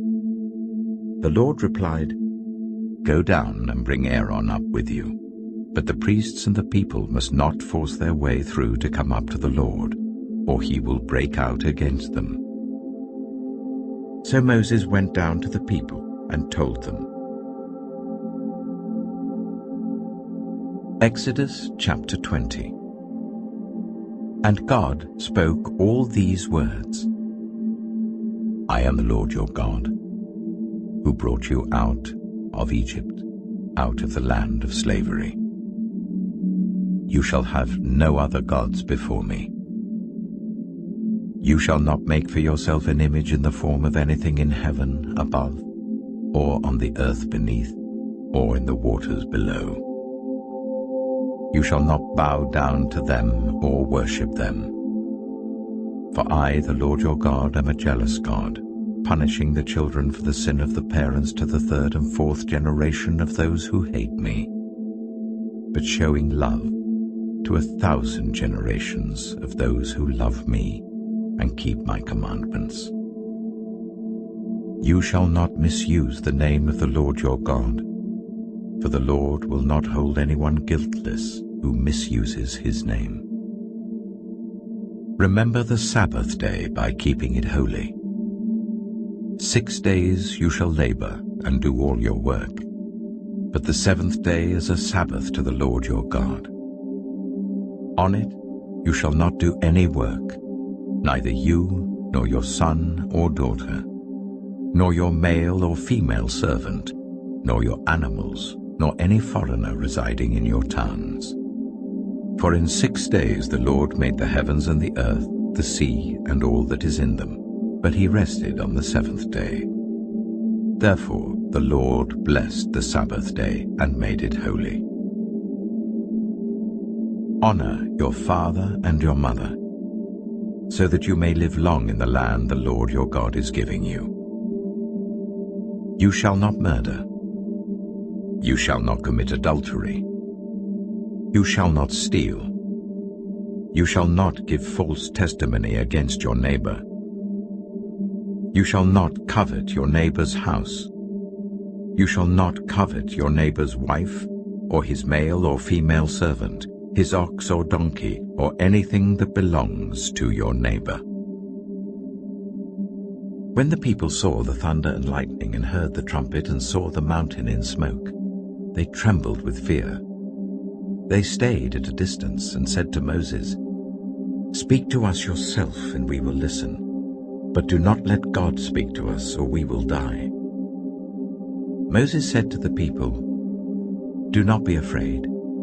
God has come to test you, so that the fear of God will be with you, to keep you from sinning." The people remained at a distance, while Moses approached the thick darkness where God was. Then the Lord said to Moses, "Tell the Israelites this. You have seen for yourselves that I have spoken to you from heaven. Do not make any gods to be alongside me. Do not make for yourselves gods of silver or gods of gold. Make an altar of earth for me, and sacrifice on it your burnt offerings and fellowship offerings, your sheep and goats and your cattle. Wherever I cause my name to be honored, I will come to you and bless you. If you make an altar of stones for me, do not build it with dressed stones, for you will defile it if you use a tool on it. And do not go up to my altar on steps, or your private parts may be exposed." Exodus chapter 21. These are the laws you are to set before them. If you buy a Hebrew servant, he is to serve you for 6 years, but in the 7th year he shall go free without paying anything. If he comes alone, he is to go free alone. But if he has a wife when he comes, she is to go with him.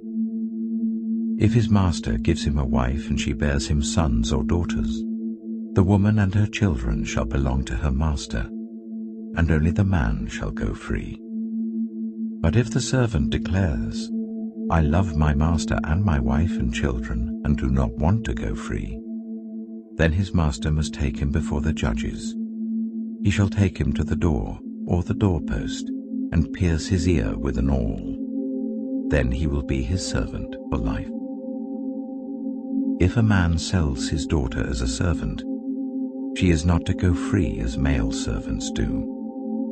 If she does not please the master who has selected her for himself, he must let her be redeemed.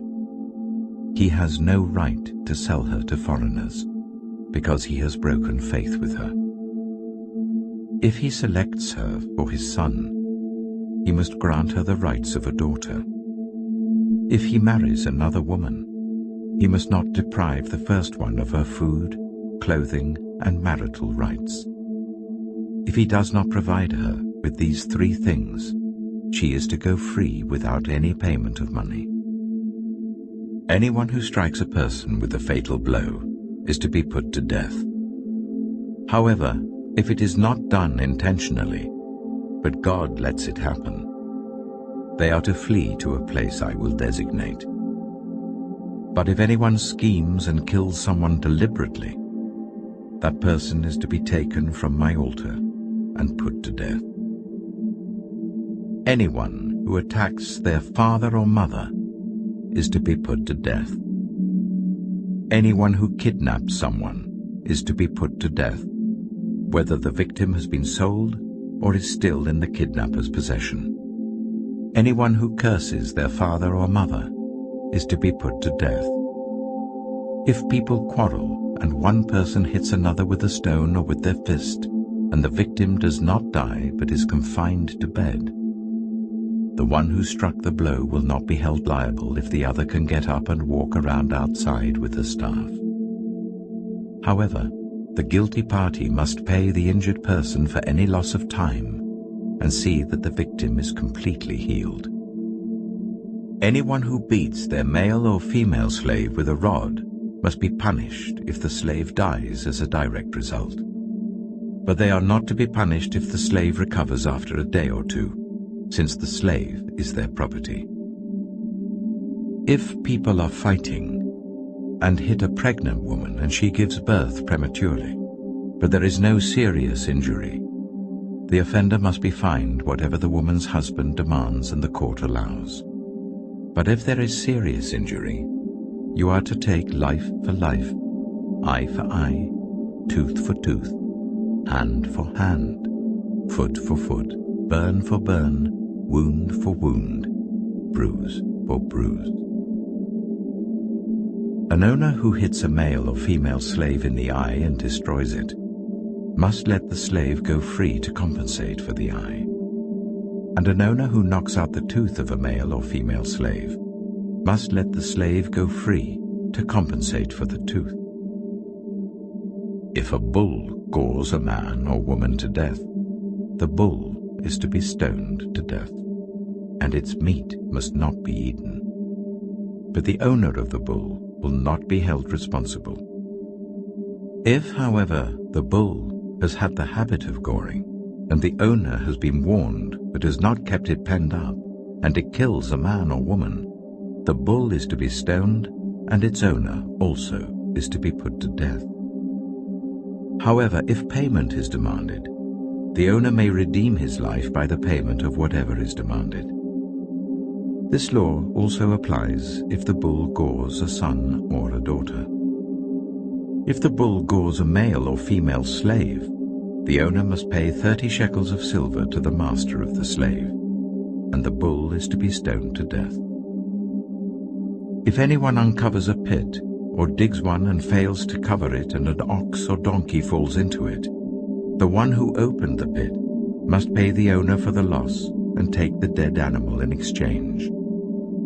If anyone's bull injures someone else's bull and it dies, the two parties are to sell the live one and divide both the money and the dead animal equally. However, if it was known that the bull had the habit of goring, yet the owner did not keep it penned up, the owner must pay animal for animal and take the dead animal in exchange. Exodus chapter 22. Whoever steals an ox or a sheep and slaughters it, or sells it, must pay back 5 head of cattle for the ox and 4 sheep for the sheep. If a thief is caught breaking in at night and is struck a fatal blow, the defender is not guilty of bloodshed.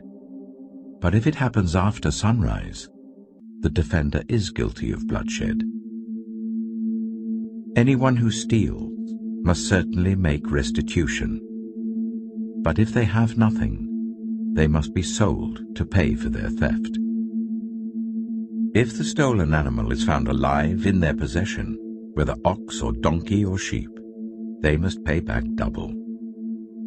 If anyone grazes their livestock in a field or vineyard and lets them stray and they graze in someone else's field, the offender must make restitution from the best of their own field or vineyard. If a fire breaks out and spreads into thorn bushes, so that it burns sheaves of corn or standing corn or the whole field, the one who started the fire must make restitution. If anyone gives a neighbor silver or goods for safekeeping, and they are stolen from the neighbor's house, the thief, if caught, must pay back double. But if the thief is not found, the owner of the house must appear before the judges, and they must determine whether the owner of the house has laid hands on the other person's property.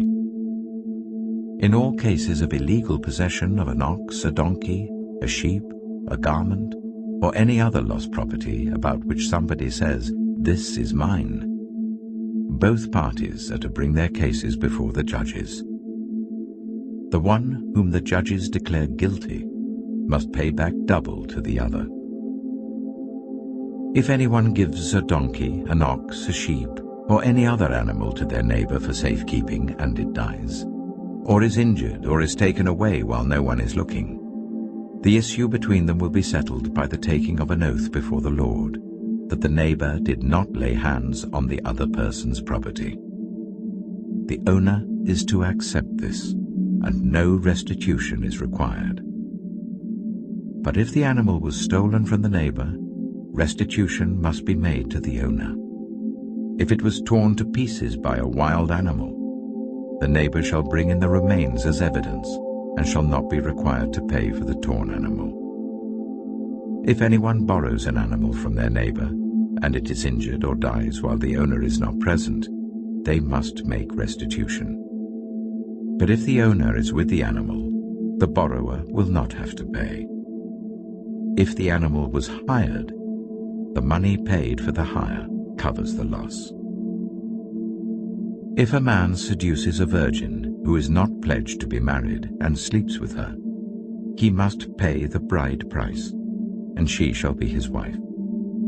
If her father absolutely refuses to give her to him, he must still pay the bride price for virgins. Do not allow a sorceress to live. Anyone who has sexual relations with an animal is to be put to death. Whoever sacrifices to any god other than the Lord must be destroyed. Do not ill-treat or oppress a foreigner, for you were foreigners in Egypt. Do not take advantage of the widow or the fatherless. If you do, and they cry out to me, I will certainly hear their cry. My anger will be aroused, and I will kill you with the sword. Your wives will become widows, and your children fatherless. If you lend money to one of my people among you who is needy, do not treat it like a business deal. Charge no interest.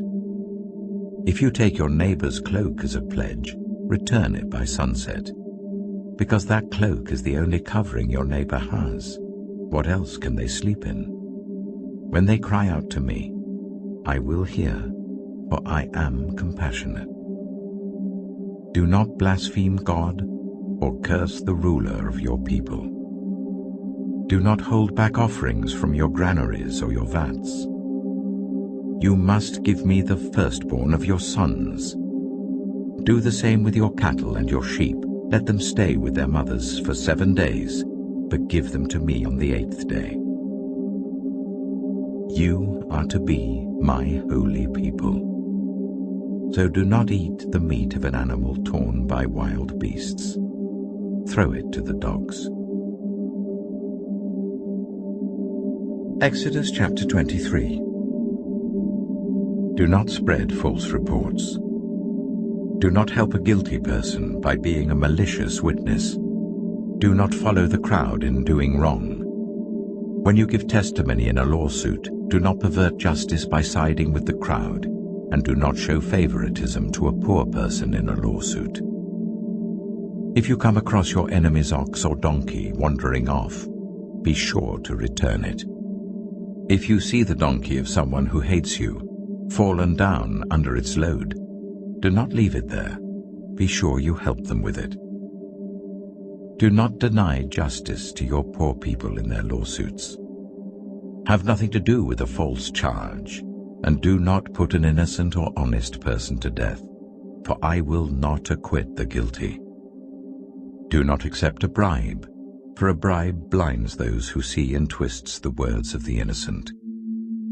Do not oppress a foreigner. You yourselves know how it feels to be foreigners, because you were foreigners in Egypt.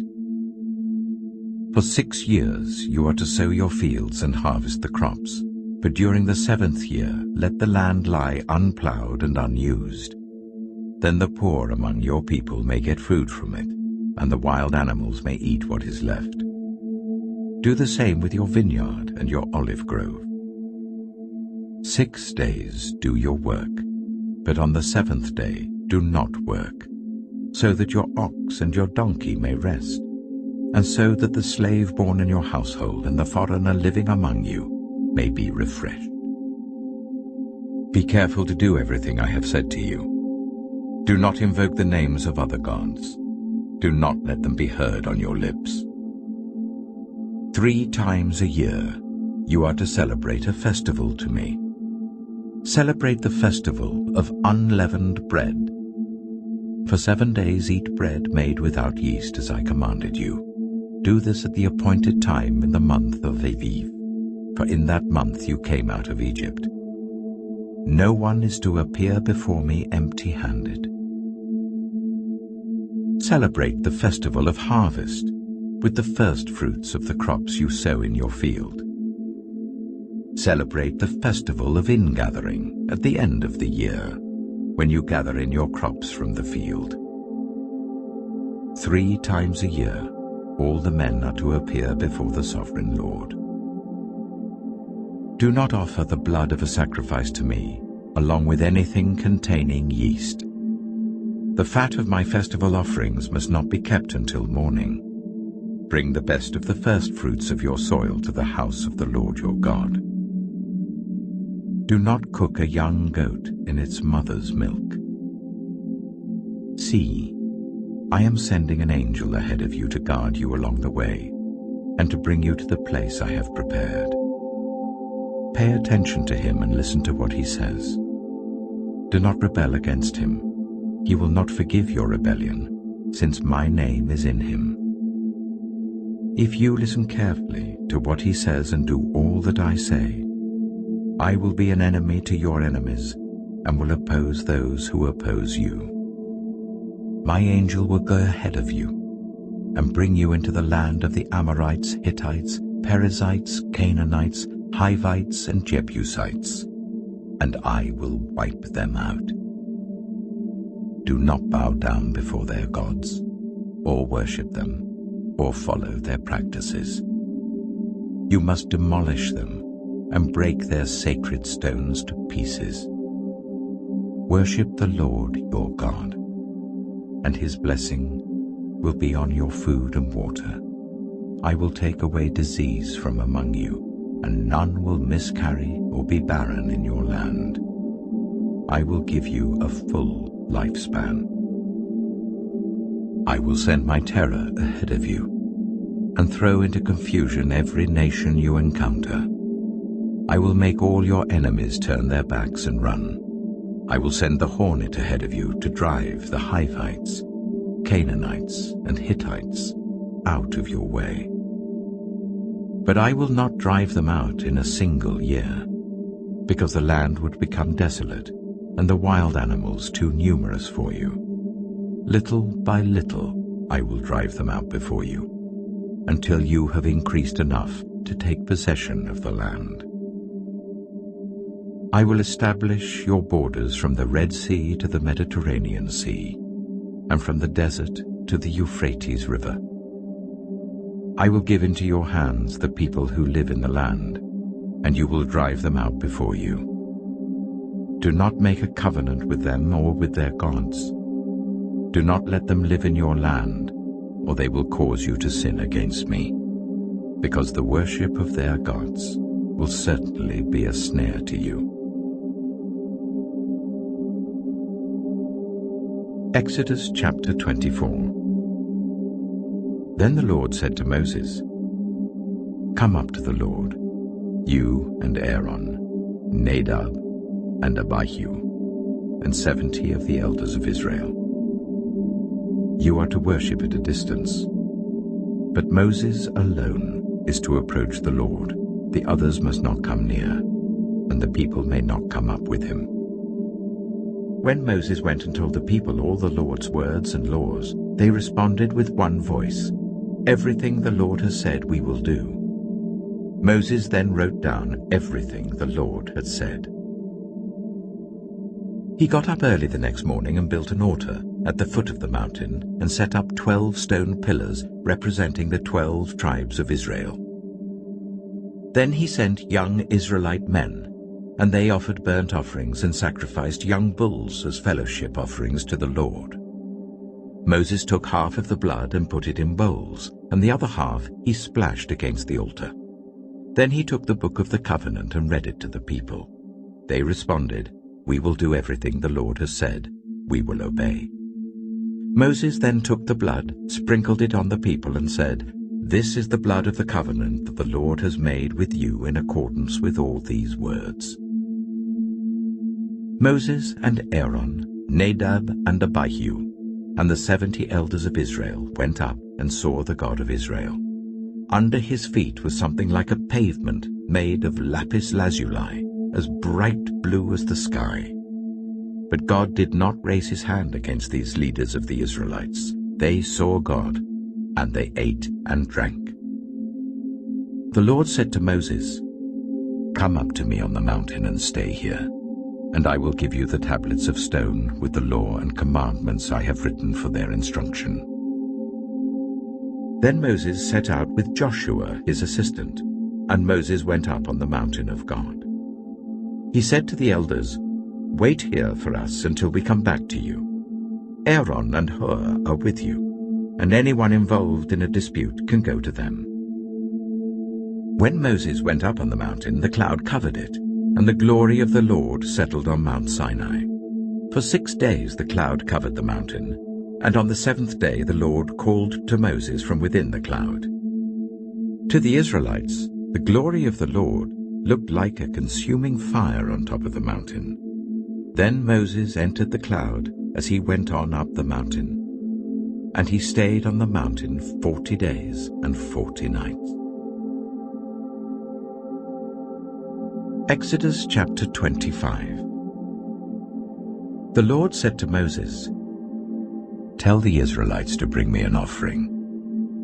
You are to receive the offering for me from everyone whose heart prompts them to give. These are the offerings you are to receive from them: gold, silver and bronze, blue, purple and scarlet yarn, and fine linen, goat hair, ram skins dyed red, and another type of durable leather, acacia wood, olive oil for the light, spices for the anointing oil and for the fragrant incense, and onyx stones and other gems to be mounted on the ephod and breastpiece. Then let them make a sanctuary for me, and I will dwell among them. Make this tabernacle and all its furnishings exactly like the pattern I will show you. Let them make an ark of acacia wood, 2.5 cubits long, 1.5 cubits wide, and 1.5 cubits high. Overlay it with pure gold both inside and out, and make a gold molding around it. Cast 4 gold rings for it, and fasten them to its 4 feet, with 2 rings on one side and 2 rings on the other. Then make poles of acacia wood and overlay them with gold. Insert the poles into the rings on the sides of the ark to carry it. The poles are to remain in the rings of this ark. They are not to be removed. Then put in the ark the tablets of the covenant law which I will give you.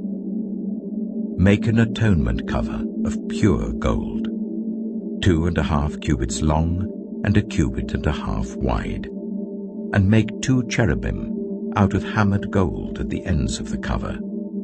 Make 1 cherub on one end and the 2nd cherub on the other. Make the cherubim of one piece with the cover at the 2 ends. The cherubim are to have their wings spread upwards, overshadowing the cover with them.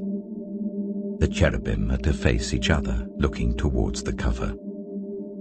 Place the cover on top of the ark and put in the ark the tablets of the covenant law that I will give you. There, above the cover, between the two cherubim that are over the ark of the covenant law, I will meet with you and give you all my commands for the Israelites.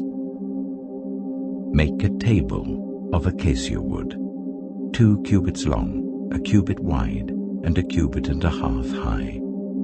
Overlay it with pure gold and make a gold molding around it. Also make around it a rim, a handbreadth wide, and put a gold molding on the rim. Make 4 gold rings for the table and fasten them to the 4 corners where the 4 legs are. The rings are to be close to the rim to hold the poles used in carrying the table. Make the poles of acacia wood, overlay them with gold, and carry the table with them. And make its plates and dishes of pure gold, as well as its pitchers and bowls for the pouring out of offerings. Put the bread of the presence on this table, to be before me at all times. Make a lampstand of pure gold. Hammer out its base and shaft, and make its flower-like cups, buds, and blossoms of one piece with them. 6 branches are to extend from the sides of the lampstand, 3 on one side and 3 on the other. 3 cups, shaped like almond flowers with buds and blossoms, are to be on one branch, 3 on the next branch, and the same for all 6 branches extending from the lampstand. And on the lampstand there are to be 4 cups shaped like almond flowers with buds and blossoms. 1 bud shall be under the first pair of branches, extending from the lampstand, a 2nd bud under the 2nd pair, and a 3rd bud under the 3rd pair. 6 branches in all. The buds and branches shall all be of one piece with the lampstand hammered out of pure gold. Then make it 7 lamps, and set them up on it so that they light the space in front of it. Its wick trimmers and trays are to be of pure gold. A talent of pure gold is to be used for the lampstand and all these accessories. See that you make them according to the pattern shown you on the mountain. Exodus chapter 26. Make the tabernacle with 10 curtains of finely twisted linen and blue, purple, and scarlet yarn, with cherubim woven into them by a skilled worker. All the curtains are to be the same size, 28 cubits long and 4 cubits wide. Join 5 of the curtains together and do the same with the other 5.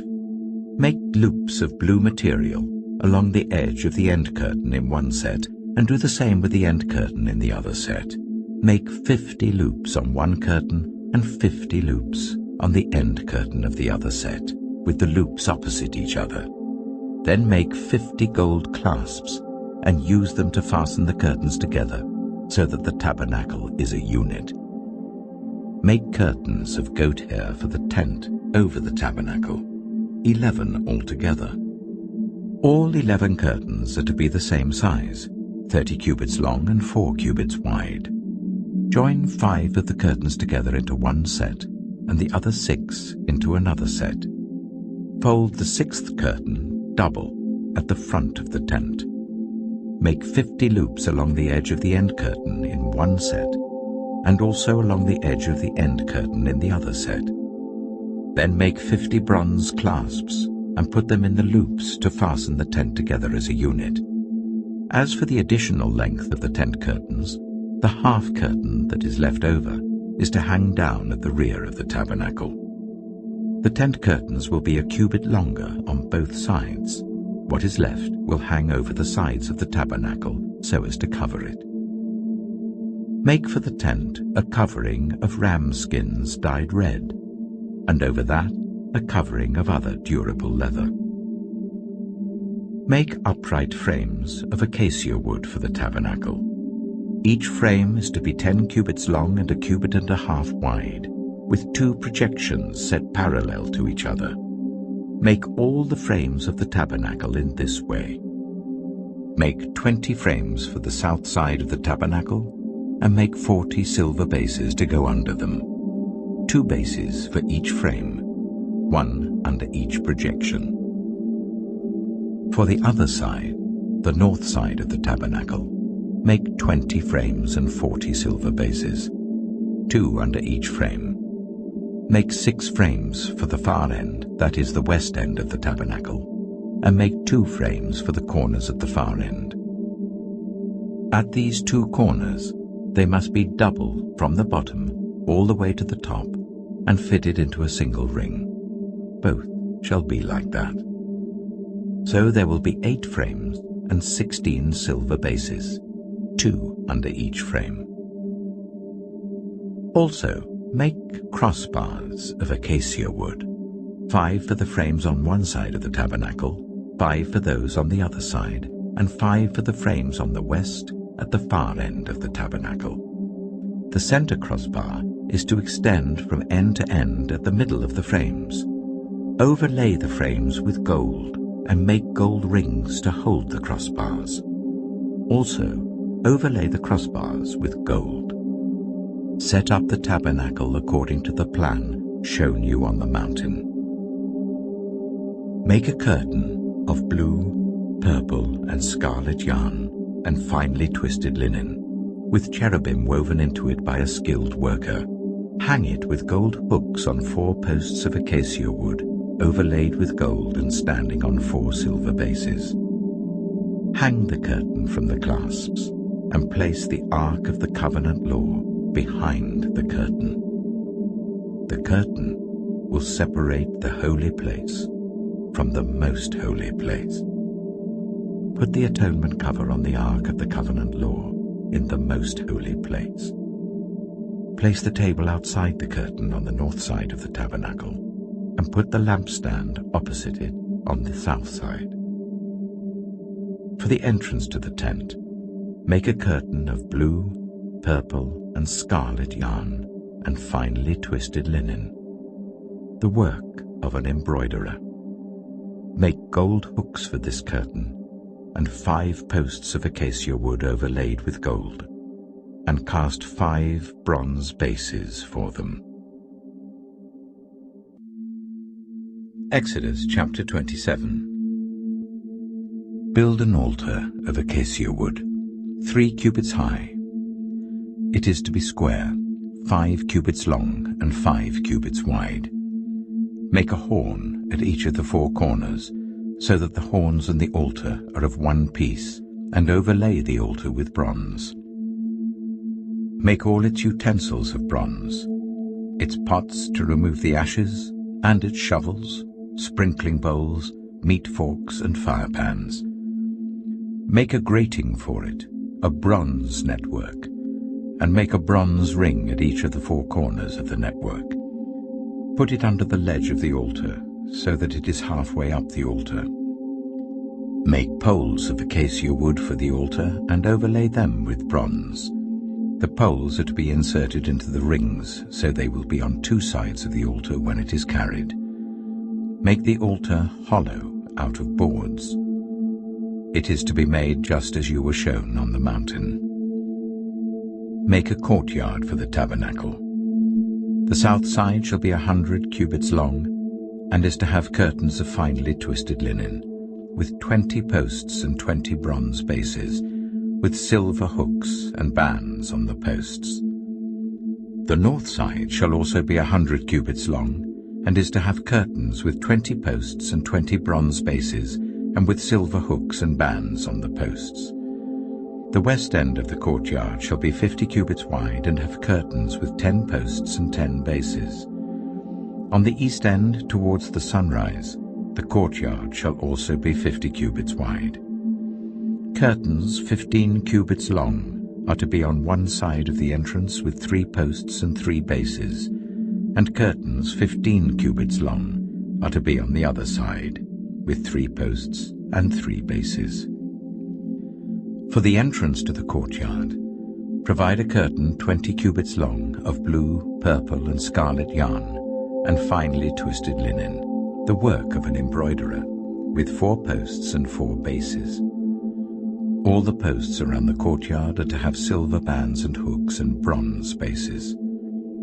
The courtyard shall be 100 cubits long and 50 cubits wide, with curtains of finely twisted linen 5 cubits high and with bronze bases. All the other articles used in the service of the tabernacle, whatever their function, including all the tent pegs for it and those for the courtyard, are to be of bronze. Command the Israelites to bring you clear oil of pressed olives for the light, so that the lamps may be kept burning.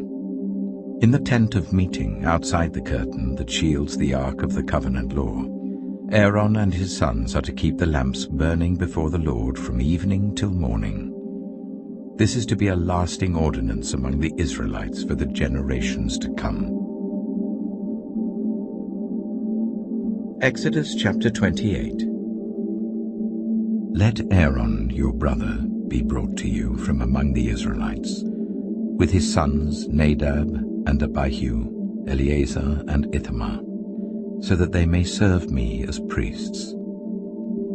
Make sacred garments for your brother Aaron to give him dignity and honor. Tell all the skilled workers to whom I have given wisdom in such matters that they are to make garments for Aaron, for his consecration, so that he may serve me as priest. These are the garments they are to make: a breastpiece, an ephod, a robe, a woven tunic, a turban, and a sash. They are to make these sacred garments for your brother Aaron and his sons, so that they may serve me as priests. Make them use gold, and blue, purple, and scarlet yarn, and fine linen. Make the ephod of gold, and of blue, purple, and scarlet yarn, and of finely twisted linen, the work of skilled hands. It is to have 2 shoulder pieces attached to 2 of its corners, so that it can be fastened. Its skillfully woven waistband is to be like it, of 1 piece with the ephod, and made with gold, and with blue, purple, and scarlet yarn, and with finely twisted linen. Take 2 onyx stones, and engrave on them the names of the sons of Israel, in the order of their birth, 6 names on 1 stone, and the remaining 6 on the other. Engrave the names of the sons of Israel on the 2 stones, the way a gem cutter engraves a seal. Then mount the stones in gold filigree settings, and fasten them on the shoulder pieces of the ephod as memorial stones for the sons of Israel. Aaron is to bear the names on his shoulders as a memorial before the Lord. Make gold filigree settings, and 2 braided chains of pure gold like a rope, and attach the chains to the settings. Fashion a breastpiece for making decisions, the work of skilled hands. Make it like the ephod, of gold and of blue, purple, and scarlet yarn, and of finely twisted linen. It is to be square, a span long and a span wide, and folded double. Then mount 4 rows of precious stones on it. The first row shall be carnelian, chrysolite, and beryl. The second row shall be turquoise, lapis lazuli, and emerald. The third row shall be jacinth, agate, and amethyst. The fourth row shall be topaz, onyx, and jasper. Mount them in gold filigree settings. There are to be 12 stones, 1 for each of the names of the sons of Israel, each engraved like a seal with the name of one of the 12 tribes. For the breastpiece, make braided chains of pure gold like a rope. Make 2 gold rings for it and fasten them to 2 corners of the breastpiece. Fasten the 2 gold chains to the rings at the corners of the breastpiece, and the other ends of the chains to the 2 settings, attaching them to the shoulder pieces of the ephod at the front. Make 2 gold rings, and attach them to the other 2 corners of the breastpiece, on the inside edge, next to the ephod. Make 2 more gold rings, and attach them to the bottom of the shoulder pieces on the front of the ephod, close to the seam just above the waistband of the ephod. The rings of the breastpiece are to be tied to the rings of the ephod with blue cord, connecting it to the waistband, so that the breastpiece will not swing out from the ephod. Whenever Aaron enters the holy place, he will bear the names of the sons of Israel over his heart on the breastpiece of decision, as a continuing memorial before the Lord. Also put the Urim and the Thummim in the breastpiece, so they may be over Aaron's heart whenever he enters the presence of the Lord. Thus Aaron will always bear the means of making decisions for the Israelites over his heart before the Lord. Make the robe of the ephod entirely out of blue cloth, with an opening for the head in its center. There shall be a woven edge like a collar around this opening, so that it will not tear. Make pomegranates of blue, purple, and scarlet yarn around the hem of the robe, with gold bells between them. The gold bells and the pomegranates are to alternate round the hem of the robe. Aaron must wear it when he ministers. The sound of the bells will be heard when he enters the holy place before the Lord and when he comes out, so that he will not die. Make a plate of pure gold, and engrave on it, as on a seal, "Holy to the Lord." Fasten a blue cord to it, to attach it to the turban. It is to be on the front of the turban. It will be on Aaron's forehead, and he will bear the guilt involved in the sacred gifts the Israelites consecrate, whatever their gifts may be. It will be on Aaron's forehead continually, so that they will be acceptable to the Lord. Weave the tunic of fine linen, and make the turban of fine linen. The sash is to be the work of an embroiderer. Make tunics, sashes, and caps for Aaron's sons, to give them dignity and honor. After you put these clothes on your brother Aaron and his sons, anoint and ordain them. Consecrate them, so they may serve me as priests. Make linen undergarments as a covering for the body, reaching from the waist to the thigh. Aaron and his sons must wear them whenever they enter the tent of meeting or approach the altar to minister in the holy place, so that they will not incur guilt and die. This is to be a lasting ordinance for Aaron and his descendants. Exodus chapter 29. This is what you are to do to consecrate them, so that they may serve me as priests. Take a young bull and 2 rams without defect, and from the finest wheat flour make round loaves without yeast, thick loaves without yeast, and with olive oil mixed in, and thin loaves without yeast, and brushed with olive oil. Put them in a basket, and present them in it, along with the bull and the 2 rams. Then bring Aaron and his sons to the entrance to the tent of meeting, and wash them with water. Take the garments and dress Aaron with the tunic, the robe of the ephod itself, and the breastpiece. Fasten the ephod on him by its skillfully woven waistband. Put the turban on his head and attach the sacred emblem to the turban. Take the anointing oil and anoint him by pouring it on his head. Bring his sons and dress them in tunics and fasten caps on them. Then tie sashes on Aaron and his sons. The priesthood is theirs by a lasting ordinance. Then you shall ordain Aaron and his sons. Bring the bull to the front of the tent of meeting, and Aaron and his sons shall lay their hands on its head. Slaughter it in the Lord's presence at the entrance to the tent of meeting. Take some of the bull's blood and put it on the horns of the altar with your finger, and pour out the rest of it at the base of the altar. Then take all the fat of the internal organs, the covering of the liver and both kidneys with the fat on them, and burn them on the altar. but burn the bull's flesh and its hide and its intestines outside the camp. It is a sin offering.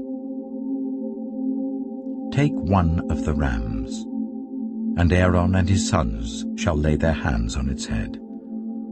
Slaughter it, and take the blood and splash it against the sides of the altar. Cut the ram into pieces, and wash the internal organs and the legs, putting them with the head and the other pieces. Then burn the entire ram on the altar. It is a burnt offering to the Lord, a pleasing aroma, a food offering presented to the Lord. Take the other ram, and Aaron and his sons shall lay their hands on its head. Slaughter it, take some of its blood, and put it on the lobes of the right ears of Aaron and his sons, on the thumbs of their right hands, and on the big toes of their right feet. Then splash blood against the sides of the altar.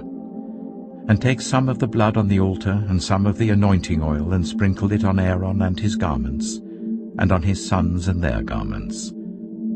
Then he and his sons and their garments will be consecrated.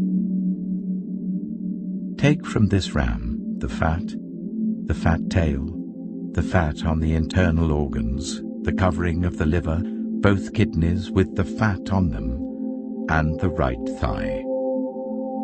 This is the ram for the ordination. From the basket of bread made without yeast, which is before the Lord, take 1 round loaf, 1 thick loaf with olive oil mixed in, and 1 thin loaf. Put all these in the hands of Aaron and his sons, and wave them before the Lord, as a wave offering. Then take them from their hands, and burn them on the altar along with the burnt offering, for a pleasing aroma to the Lord, a food offering presented to the Lord. After you take the breast of the ram for Aaron's ordination, wave it before the Lord as a wave offering, and it will be your share. Consecrate those parts of the ordination ram that belong to Aaron and his sons, the breast that was waved and the thigh that was presented. This is always to be the regular share from the Israelites for Aaron and his sons. It is the contribution the Israelites are to make to the Lord from their fellowship offerings. Aaron's sacred garments will belong to his descendants, so that they can be anointed and ordained in them. The son who succeeds him as priest and comes to the tent of meeting to minister in the holy place is to wear them 7 days. Take the ram for the ordination and cook the meat in a sacred place. At the entrance to the tent of meeting, Aaron and his sons are to eat the meat of the ram and the bread that is in the basket. They are to eat these offerings by which atonement was made for their ordination and consecration. But no one else may eat them, because they are sacred. And if any of the meat of the ordination ram or any bread is left over till morning, burn it up. It must not be eaten, because it is sacred. Do for Aaron and his sons everything I have commanded you, taking 7 days to ordain them. Sacrifice a bull each day as a sin offering to make atonement. Purify the altar by making atonement for it and anoint it to consecrate it. For 7 days make atonement for the altar and consecrate it. Then the altar will be most holy, and whatever touches it will be holy. This is what you are to offer on the altar regularly each day. 2 lambs a year old. Offer one in the morning and the other at twilight. With the first lamb, offer 1/10 of an ephah of the finest flour, mixed with 1/4 of a hin of oil from pressed olives, and 1/4 of a hin of wine as a drink offering. Sacrifice the other lamb at twilight with the same grain offering and its drink offering as in the morning, a pleasing aroma, a food offering presented to the Lord. For the generations to come, this burnt offering is to be made regularly at the entrance to the tent of meeting before the Lord. There I will meet you and speak to you. There also I will meet with the Israelites, and the place will be consecrated by my glory. So I will consecrate the tent of meeting and the altar, and will consecrate Aaron and his sons to serve me as priests. Then I will dwell among the Israelites and be their God. They will know that I am the Lord their God, who brought them out of Egypt, so that I might dwell among them. I am the Lord their God. Exodus chapter 30. Make an altar of acacia wood for burning incense. It is to be square, a cubit long and a cubit wide and 2 cubits high, its horns of one piece with it. Overlay the top and all the sides and the horns with pure gold, and make a gold molding around it. Make 2 gold rings for the altar below the molding, 2 on each of the opposite sides to hold the poles used to carry it. Make the poles of acacia wood and overlay them with gold. Put the altar in front of the curtain that shields the Ark of the Covenant Law, before the atonement cover that is over the tablets of the Covenant Law, where I will meet with you. Aaron must burn fragrant incense on the altar every morning when he tends the lamps. He must burn incense again when he lights the lamps at twilight, so that incense will burn regularly before the Lord for the generations to come. Do not offer on this altar any other incense or any burnt offering or grain offering, and do not pour a drink offering on it. Once a year Aaron shall make atonement on its horns. This annual atonement must be made with the blood of the atoning sin offering for the generations to come. It is most holy to the Lord. Then the Lord said to Moses, "When you take a census of the Israelites to count them, each one must pay the Lord a ransom for his life at the time he is counted. Then no plague will come on them when you number them. Each one who crosses over to those already counted is to give a half shekel according to the sanctuary shekel, which weighs 20 gerams. This half shekel is an offering to the Lord. All who cross over, those 20 years old or more, are to give an offering to the Lord. The rich are not to give more than a half shekel, and the poor are not to give less when you make the offering to the Lord to atone for your lives. Receive the atonement money from the Israelites and use it for the service of the tent of meeting. It will be a memorial for the Israelites before the Lord, making atonement for your lives." Then the Lord said to Moses, "Make a bronze basin with its bronze stand for washing. Place it between the tent of meeting and the altar, and put water in it. Aaron and his sons are to wash their hands and feet with water from it. Whenever they enter the tent of meeting, they shall wash with water, so that they will not die. Also, when they approach the altar to minister by presenting a food offering to the Lord, they shall wash their hands and feet, so that they will not die. This is to be a lasting ordinance for Aaron and his descendants for the generations to come."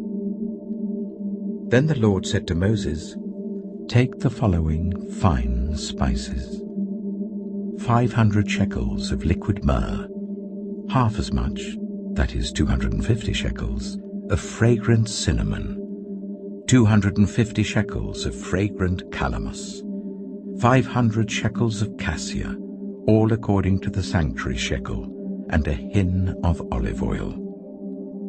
Make these into a sacred anointing oil, a fragrant blend, the work of a perfumer. It will be the sacred anointing oil. Then use it to anoint the tent of meeting, the Ark of the Covenant Law, the table and all its articles, the lampstand and its accessories, the altar of incense, the altar of burnt offering and all its utensils, and the basin with its stand. You shall consecrate them, so they will be most holy, and whatever touches them will be holy. Anoint Aaron Aaron and his sons and consecrate them, so they may serve me as priests. Say to the Israelites, this is to be my sacred anointing oil for the generations to come. Do not pour it on anyone else's body, and do not make any other oil using the same formula. It is sacred, and you are to consider it sacred. Whoever makes perfume like it and puts it on anyone other than a priest must be cut off from their people. Then the Lord said to Moses, take fragrant spices, gum resin, onycha, and galbanum, and pure frankincense, all in equal amounts, and make a fragrant blend of incense, the work of a perfumer. It is to be salted and pure and sacred. Grind some of it to powder and place it in front of the Ark of the Covenant law in the tent of meeting, where I will meet with you. It shall be most holy to you. Do not make any incense with this formula for yourselves. Consider it holy to the Lord. Whoever makes incense like it, to enjoy its fragrance, must be cut off from their people. Exodus chapter 31. Then the Lord said to Moses, see, I have chosen Bezalel, son of Uri, the son of Hur of the tribe of Judah, and I have filled him with the Spirit of God, with wisdom, with understanding, with knowledge, and with all kinds of skills, to make artistic designs for work in gold, silver, and bronze, to cut and set stones, to work in wood, and to engage in all kinds of crafts. Moreover, I have appointed Aholiab, son of Ahisamach, of the tribe of Dan, to help him. Also, I have given ability to all the skilled workers to make everything I have commanded you: the tent of meeting, the Ark of the Covenant law with the atonement cover on it, and all the other furnishings of the tent, the table and its articles, the pure gold lampstand and all its accessories, the altar of incense, the altar of burnt offering and all its utensils, the basin with its stand, and also the woven garments, both the sacred garments for Aaron the priest and the garments for his sons when they serve as priests, and the anointing oil and fragrant incense for the holy place. They are to make them just as I commanded you. Then the Lord said to Moses, say to the Israelites, you must observe my Sabbaths. This will be a sign between me and you for the generations to come, so that you may know that I am the Lord, who makes you holy. Observe the Sabbath because it is holy to you. Anyone who desecrates it is to be put to death. Those who do any work on that day must be cut off from their people. For 6 days work is to be done, but the 7th day is a day of Sabbath rest, holy to the Lord. Whoever does any work on the Sabbath day is to be put to death. The Israelites are to observe the Sabbath, celebrating it for the generations to come as a lasting covenant. It will be a sign between me and the Israelites forever. For in 6 days the Lord made the heavens and the earth, and on the 7th day he rested and was refreshed. When the Lord finished speaking to Moses on Mount Sinai, he gave him the 2 tablets of the covenant law, the tablets of stone inscribed by the finger of God. Exodus chapter 32. When the people saw that Moses was so long in coming down from the mountain, they gathered round Aaron and said, come, make us gods who will go before us. As for this fellow Moses who brought us up out of Egypt, we don't know what has happened to him. Aaron answered them, take off the gold earrings that your wives, your sons, and your daughters are wearing, and bring them to me. So all the people took off their earrings and brought them to Aaron. He took what they handed him and made it into an idol cast in the shape of a calf, fashioning it with a tool. Then they said, these are your gods, Israel, who brought you up out of Egypt." When Aaron saw this, he built an altar in front of the calf and announced, "Tomorrow there will be a festival to the Lord." So the next day the people rose early and sacrificed burnt offerings and presented fellowship offerings. Afterwards they sat down to eat and drink and got up to indulge in revelry. Then the Lord said to Moses, "Go down, because your people, whom you brought up out of Egypt, have become corrupt. They have been quick to turn away from what I commanded them and have made themselves an idol cast in the shape of a calf. They have bowed down to it and sacrificed to it and have said, 'These are your gods, Israel, who brought you up out of Egypt.' I have seen these people," the Lord said to Moses, "and they are a stiff-necked people. Now leave me alone so that my anger may burn against them and that I may destroy them. Then I will make you into a great nation." But Moses sought the favor of the Lord his God. "Lord," he said, "why should your anger burn against your people, whom you brought out of Egypt with great power and a mighty hand? Why should the Egyptians say, 'It was with evil intent that he brought them out, to kill them in the mountains and to wipe them off the face of the earth'? Turn from your fierce anger. Relent and do not bring disaster on your people. Remember your servants, Abraham, Isaac, and Israel, to whom you swore by your own self. I will make your descendants as numerous as the stars in the sky, and I will give your descendants all this land I promised them, and it will be their inheritance forever." Then the Lord relented, and did not bring on his people the disaster he had threatened. Moses turned and went down the mountain with the 2 tablets of the covenant law in his hands. They were inscribed on both sides, front and back. The tablets were the work of God. The writing was the writing of God, engraved on the tablets.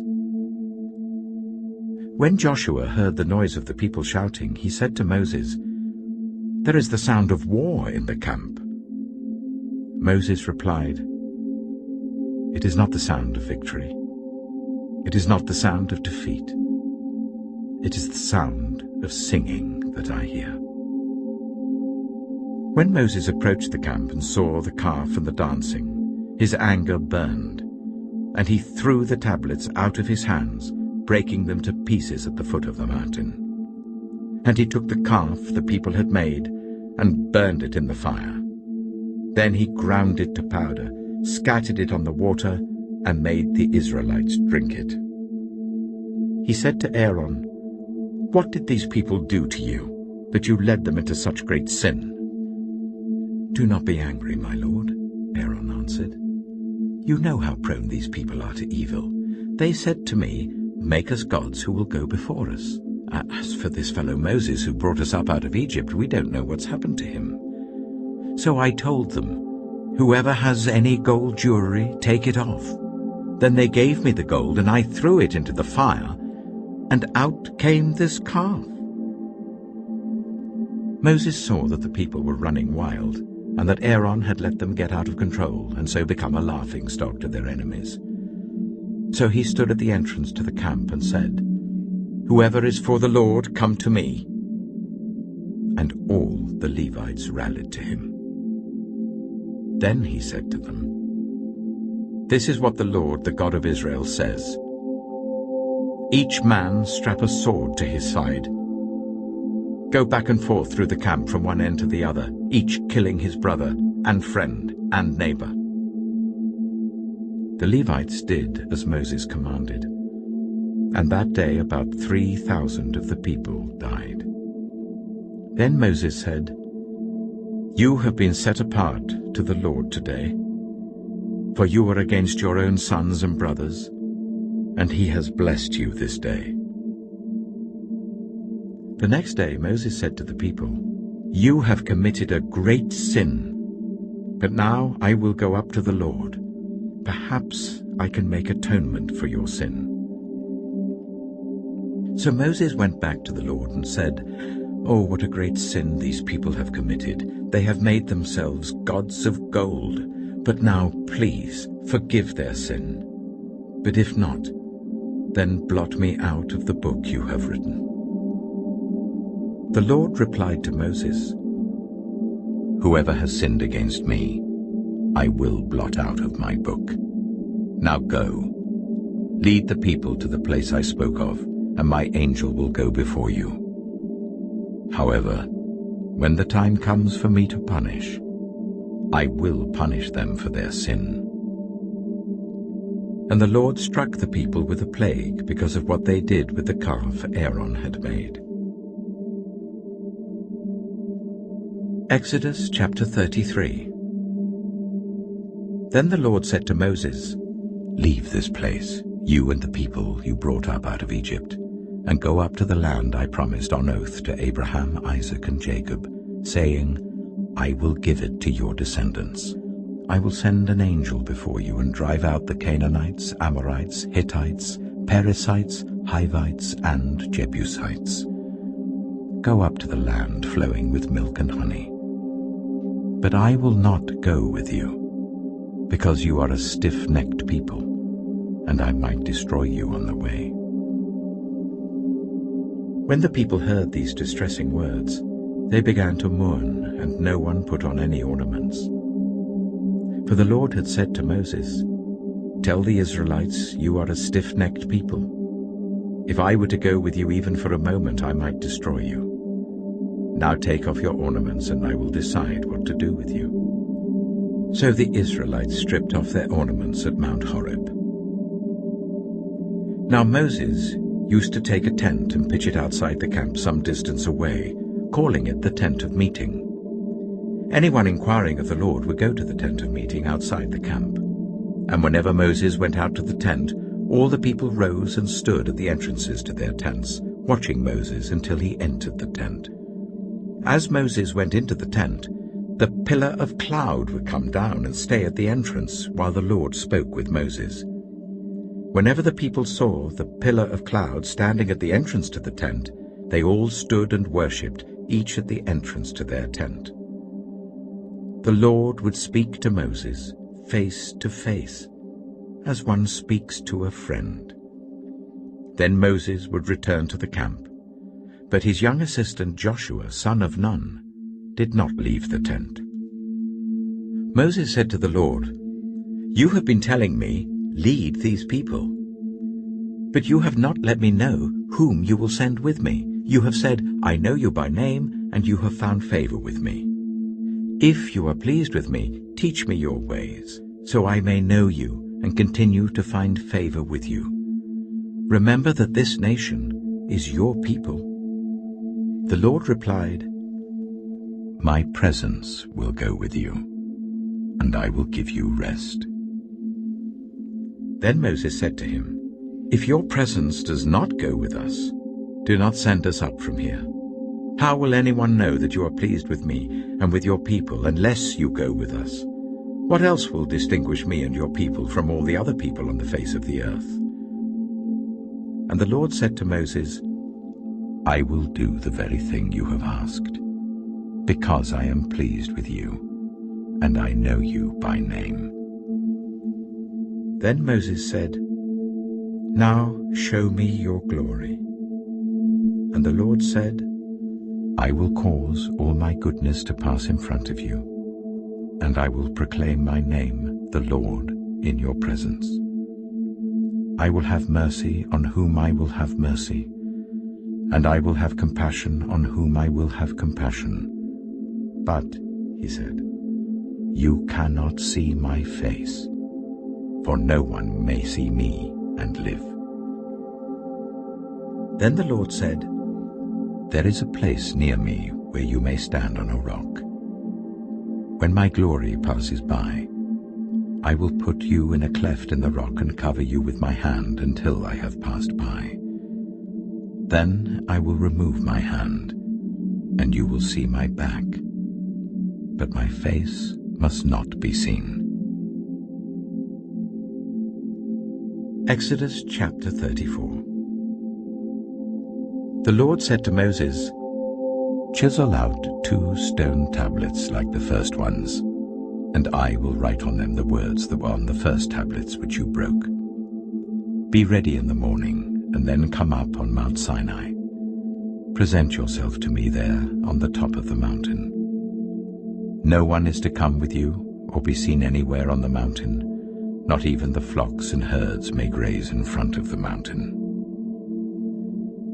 So Moses chiseled out 2 stone tablets like the first ones, and went up Mount Sinai early in the morning as the Lord had commanded him, and he carried the 2 stone tablets in his hands. Then the Lord came down in the cloud and stood there with him, and proclaimed his name, the Lord. And he passed in front of Moses, proclaiming, the Lord, the compassionate and gracious God, slow to anger, abounding in love and faithfulness, maintaining love to thousands, and forgiving wickedness, rebellion, and sin. Yet he does not leave the guilty unpunished. He punishes the children and their children for the sin of the parents to the 3rd and 4th generation. Moses bowed to the ground at once and worshipped. Lord, he said, if I have found favor in your eyes, then let the Lord go with us. Although this is a stiff-necked people, forgive our wickedness and our sin, and take us as your inheritance. Then the Lord said, I am making a covenant with you. Before all your people, I will do wonders never before done in any nation in all the world. The people you live among will see how awesome is the work that I, the Lord, will do for you. Obey what I command you today. I will drive out before you the Amorites, Canaanites, Hittites, Perizzites, Hivites, and Jebusites. Be careful not to make a treaty with those who live in the land where you are going, or they will be a snare among you. Break down their altars, smash their sacred stones, and cut down their Asherah poles.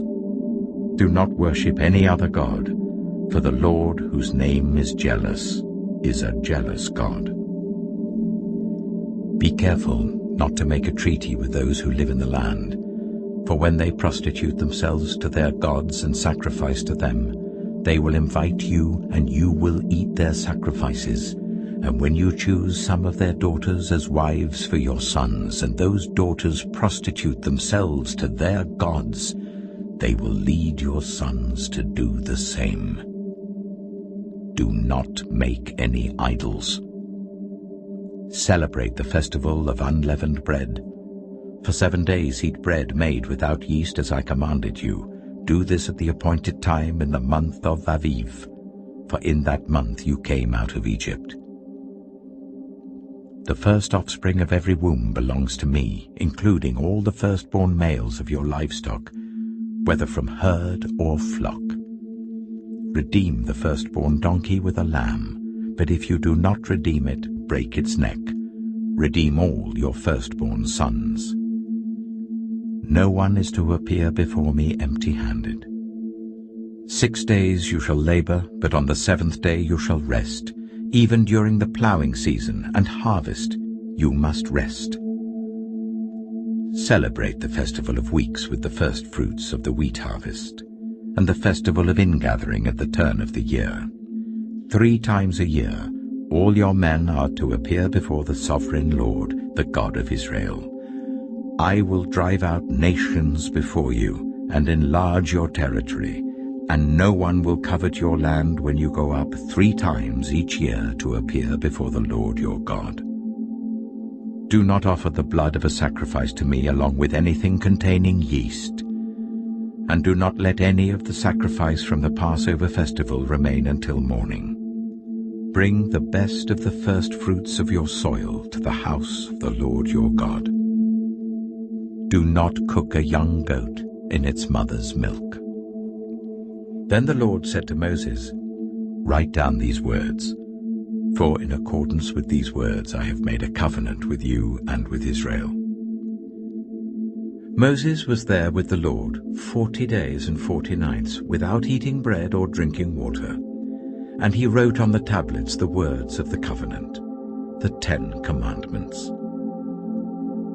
When Moses came down from Mount Sinai, with the 2 tablets of the covenant law in his hands, he was not aware that his face was radiant because he had spoken with the Lord. When Aaron and all the Israelites saw Moses, his face was radiant, and they were afraid to come near him.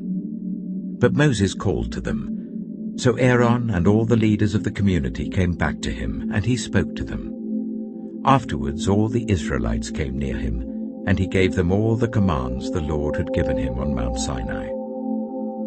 When Moses finished speaking to them, he put a veil over his face. But whenever he entered the Lord's presence to speak with him, he removed the veil until he came out.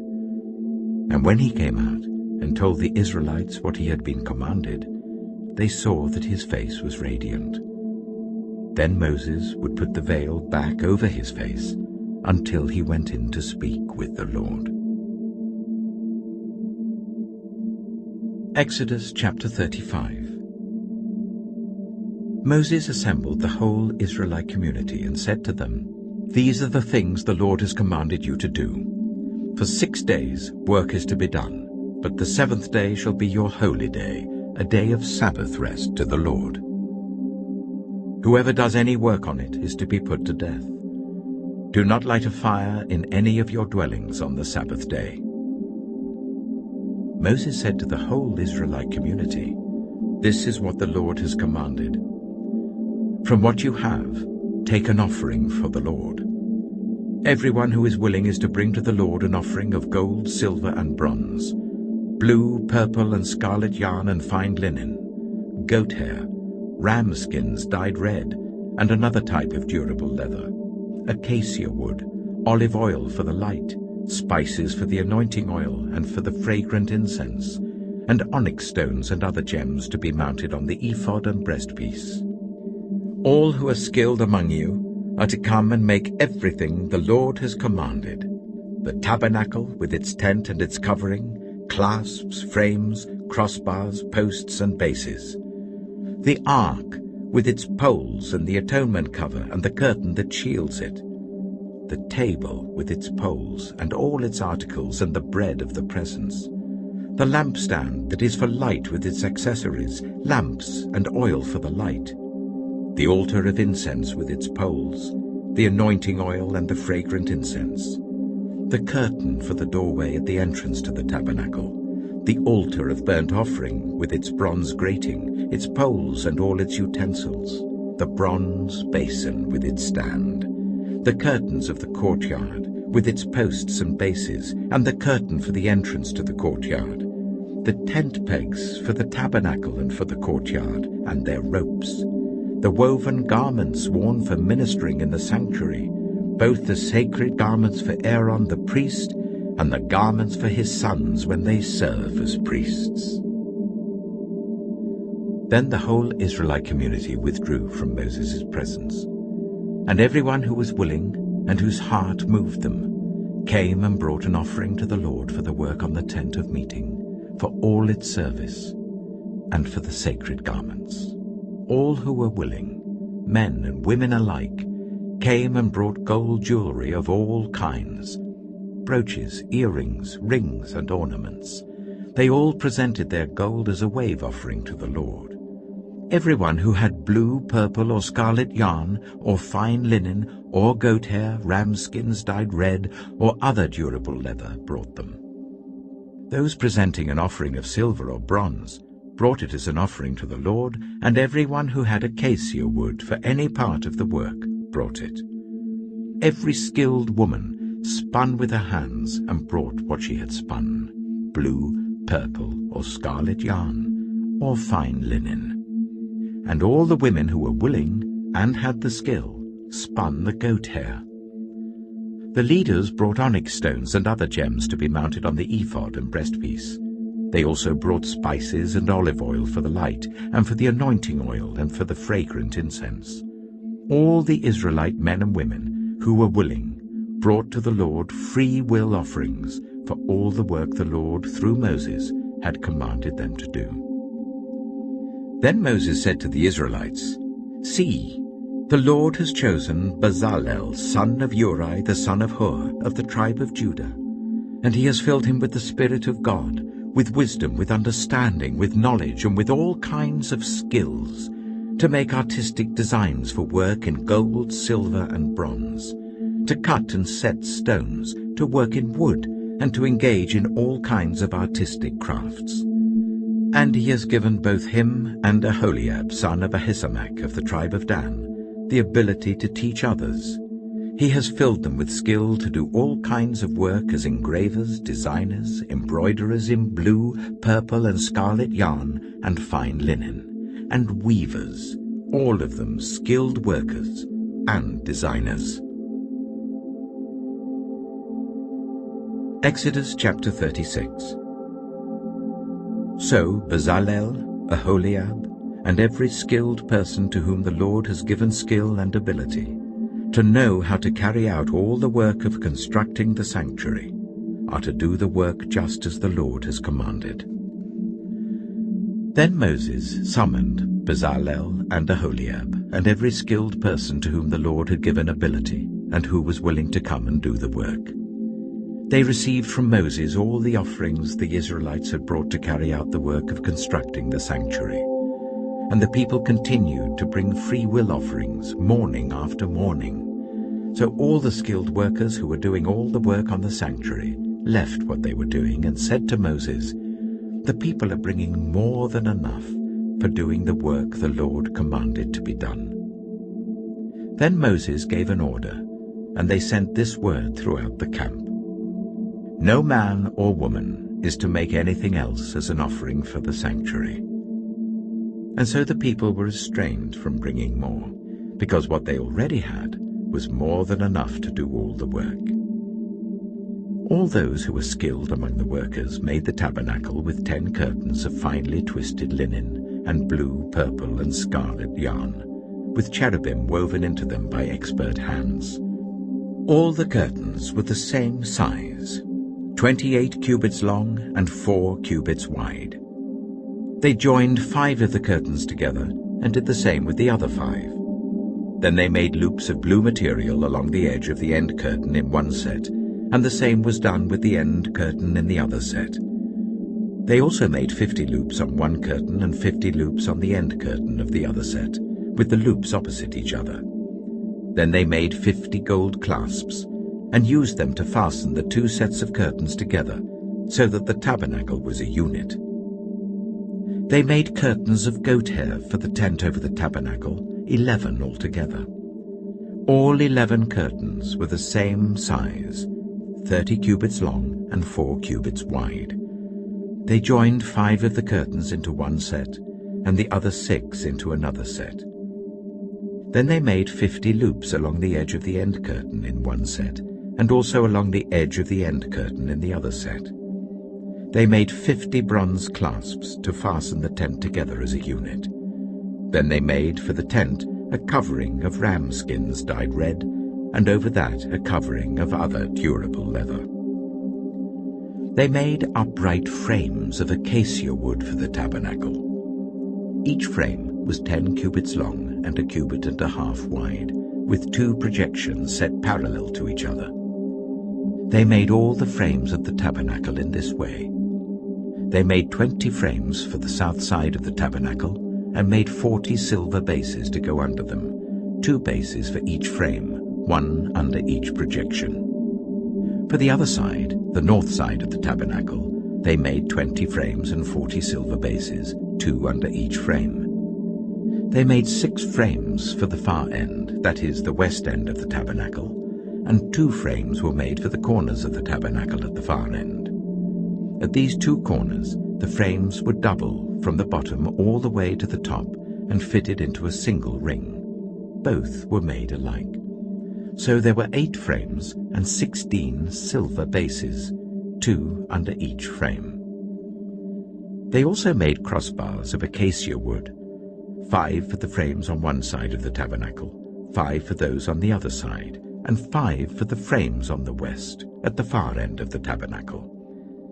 They made the center crossbar so that it extended from end to end at the middle of the frames. They overlaid the frames with gold and made gold rings to hold the crossbars. They also overlaid the crossbars with gold. They made the curtain of blue, purple, and scarlet yarn and finely twisted linen, with cherubim woven into it by a skilled worker. They made 4 posts of acacia wood for it, and overlaid them with gold. They made gold hooks for them, and cast their 4 silver bases. For the entrance to the tent, they made a curtain of blue, purple, and scarlet yarn and finely twisted linen, the work of an embroiderer. And they made 5 posts with hooks for them. They overlaid the tops of the posts and their bands with gold, and made their 5 bases of bronze. Exodus chapter 37.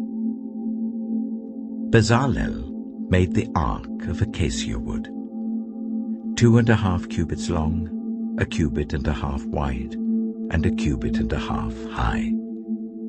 He overlaid it with pure gold, both inside and out, and made a gold molding around it. He cast 4 gold rings for it, and fastened them to its 4 feet, with 2 rings on one side and 2 rings on the other. Then he made poles of acacia wood, and overlaid them with gold, and he inserted the poles into the rings on the sides of the ark to carry it. He made the atonement cover of pure gold, 2.5 cubits long and 1.5 cubits wide. Then he made 2 cherubim out of hammered gold at the ends of the cover. He made 1 cherub on one end and the 2nd cherub on the other. At the 2 ends he made them of one piece with the cover. The cherubim had their wings spread upwards, overshadowing the cover with them. The cherubim faced each other, looking towards the cover. They made the table of acacia wood, 2 cubits long, 1 cubit wide, and 1.5 cubits high. Then they overlaid it with pure gold and made a gold molding around it. They also made around it a rim, a handbreadth wide, and put a gold molding on the rim. They cast 4 gold rings for the table and fastened them to the 4 corners where the 4 legs were. The rings were put close to the rim to hold the poles used in carrying the table. The poles for carrying the table were made of acacia wood and were overlaid with gold. And they made from pure gold the articles for the table, its plates and dishes and bowls and its pitchers for the pouring out of drink offerings. They made the lampstand of pure gold. They hammered out its base and shaft, and made its flower-like cups, buds and blossoms of one piece with them. 6 branches extended from the sides of the lampstand, 3 on one side and 3 on the other. 3 cups shaped like almond flowers with buds and blossoms were on one branch, 3 on the next branch, and the same for all 6 branches extending from the lampstand. And on the lampstand were 4 cups shaped like almond flowers with buds and blossoms. 1 bud was under the first pair of branches extending from the lampstand, a 2nd bud under the 2nd pair, and a 3rd bud under the 3rd pair, 6 branches in all. The buds and the branches were all of one piece with the lampstand, hammered out of pure gold. They made its 7 lamps, as well as its wick trimmers and trays, of pure gold. They made the lampstand and all its accessories from 1 talent of pure gold. They made the altar of incense out of acacia wood. It was square, 1 cubit long and 1 cubit wide and 2 cubits high, its horns of one piece with it. They overlaid the top and all the sides and the horns with pure gold and made a gold molding around it. They made 2 gold rings below the molding, 2 on each of the opposite sides to hold the poles used to carry it. They made the poles of acacia wood and overlaid them with gold. They also made the sacred anointing oil and the pure fragrant incense, the work of a perfumer. Exodus chapter 38. They built the altar of burnt offering of acacia wood, 3 cubits high. It was square, 5 cubits long and 5 cubits wide. They made a horn at each of the 4 corners, so that the horns and the altar were of one piece, and they overlaid the altar with bronze. They made all its utensils of bronze, its pots, shovels, sprinkling bowls, meat forks and fire pans. They made a grating for the altar, a bronze network to be under its ledge halfway up the altar. They cast bronze rings to hold the poles for the 4 corners of the bronze grating. They made the poles of acacia wood and overlaid them with bronze. They inserted the poles into the rings so they would be on the sides of the altar for carrying it. They made it hollow out of boards. They made the bronze basin and its bronze stand from the mirrors of the women who served at the entrance to the tent of meeting. Next, they made the courtyard. The south side was 100 cubits long and had curtains of finely twisted linen with 20 posts and 20 bronze bases, and with silver hooks and bands on the posts. The north side was also 100 cubits long and had 20 posts and 20 bronze bases, with silver hooks and bands on the posts.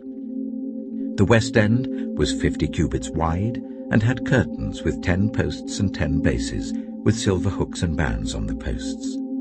The east end, towards the sunrise, was also 50 cubits wide. Curtains 15 cubits long were on one side of the entrance with 3 posts and 3 bases, and curtains 15 cubits long were on the other side of the entrance to the courtyard with 3 posts and 3 bases. All the curtains around the courtyard were of finely twisted linen. The bases for the posts were bronze. The hooks and bands on the posts were silver, and their tops were overlaid with silver.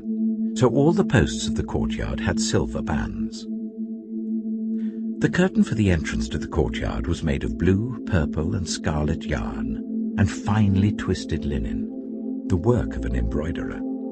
It was 20 cubits long, and like the curtains of the courtyard, 5 cubits high, with 4 posts and 4 bronze bases.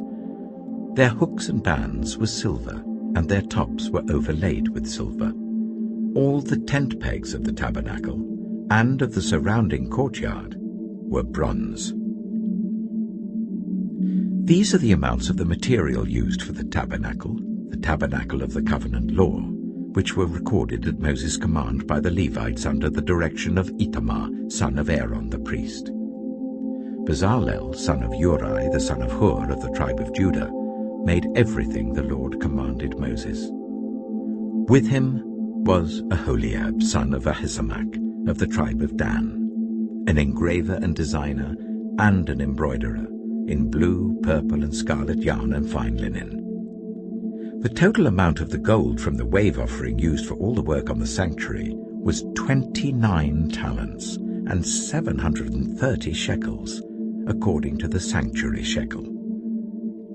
The silver obtained from those of the community who were counted in the census was 100 talents and 1,775 shekels, according to the sanctuary shekel. 1 beaker per person, that is half a shekel, according to the sanctuary shekel, from everyone who had crossed over to those counted 20 years old or more, a total of 603,550 men. The 100 talents of silver were used to cast the bases for the sanctuary and for the curtain. 100 bases from the 100 talents, 1 talent for each base. They used the 1,775 shekels to make the hooks for the posts, to overlay the tops of the posts, and to make their bands. The bronze from the wave offering was 70 talents and 2,400 shekels. They used it to make the bases for the entrance to the tent of meeting, the bronze altar with its bronze grating and all its utensils, the bases for the surrounding courtyard and those for its entrance, and all the tent pegs for the tabernacle and those for the surrounding courtyard. Exodus chapter 39. From the blue, purple, and scarlet yarn, they made woven garments for ministering in the sanctuary. They also made sacred garments for Aaron, as the Lord commanded Moses. They made the ephod of gold and of blue, purple, and scarlet yarn, and of finely twisted linen. They hammered out thin sheets of gold, and cut strands to be worked into the blue, purple, and scarlet yarn and fine linen, the work of skilled hands. They made shoulder pieces for the ephod, which were attached to 2 of its corners, so that it could be fastened. Its skillfully woven waistband was like it, of 1 piece with the ephod, and made with gold, and with blue, purple, and scarlet yarn, and with finely twisted linen, as the Lord commanded Moses. They mounted the onyx stones in gold filigree settings, and engraved them like a seal with the names of the sons of Israel. Then they fastened them on the shoulder pieces of the ephod as memorial stones for the sons of Israel, as the Lord commanded Moses. They fashioned the breastpiece, the work of a skilled craftsman. They made it like the ephod, of gold and of blue, purple, and scarlet yarn, and of finely twisted linen. It was square, a span long and a span wide, and folded double. Then they mounted 4 rows of precious stones on it. The first row was carnelian, chrysolite, and beryl. The second row was turquoise, lapis lazuli, and emerald. The third row was jacinth, agate, and amethyst. The fourth row was topaz, onyx, and jasper. They were mounted in gold filigree settings. There were 12 stones, 1 for each of the names of the sons of Israel, each engraved like a seal with the name of 1 of the 12 tribes. For the breastpiece, they made braided chains of pure gold, like a rope. They made 2 gold filigree settings and 2 gold rings, and fastened the rings to 2 of the corners of the breastpiece. They fastened the 2 gold chains to the rings at the corners of the breastpiece, and the other ends of the chains to the 2 settings, attaching them to the shoulder pieces of the ephod at the front. They made 2 gold rings, and attached them to the other 2 corners of the breastpiece on the inside edge next to the ephod. Then they made 2 more gold rings, and attached them to the bottom of the shoulder pieces on the front of the ephod, close to the seam just above the waistband of the ephod. They tied the rings of the breastpiece to the rings of the ephod with blue cord, connecting it to the waistband, so that the breastpiece would not swing out from the ephod, as the Lord commanded Moses. They made the robe of the ephod entirely of blue cloth, the work of a weaver, with an opening in the center of the robe like the opening of a collar, and a band around this opening so that it would not tear. They made pomegranates of blue, purple, and scarlet yarn and finely twisted linen round the hem of the robe. And they made bells of pure gold, and attached them around the hem between the pomegranates. The bells and pomegranates alternated round the hem of the robe to be worn for ministering, as the Lord commanded Moses. For Aaron and his sons, they made tunics of fine linen, the work of a weaver, and the turban of fine linen, the linen caps and the undergarments of finely twisted linen. The sash was made of finely twisted linen and blue, purple, and scarlet yarn, the work of an embroiderer, as the Lord commanded Moses. They made the plate, the sacred emblem, out of pure gold, and engraved on it, like an inscription on a seal, "Holy to the Lord." Then they fastened a blue cord to it to attach it to the turban, as the Lord commanded Moses. So all the work on the tabernacle, the tent of meeting, was completed. The Israelites did everything just as the Lord commanded Moses.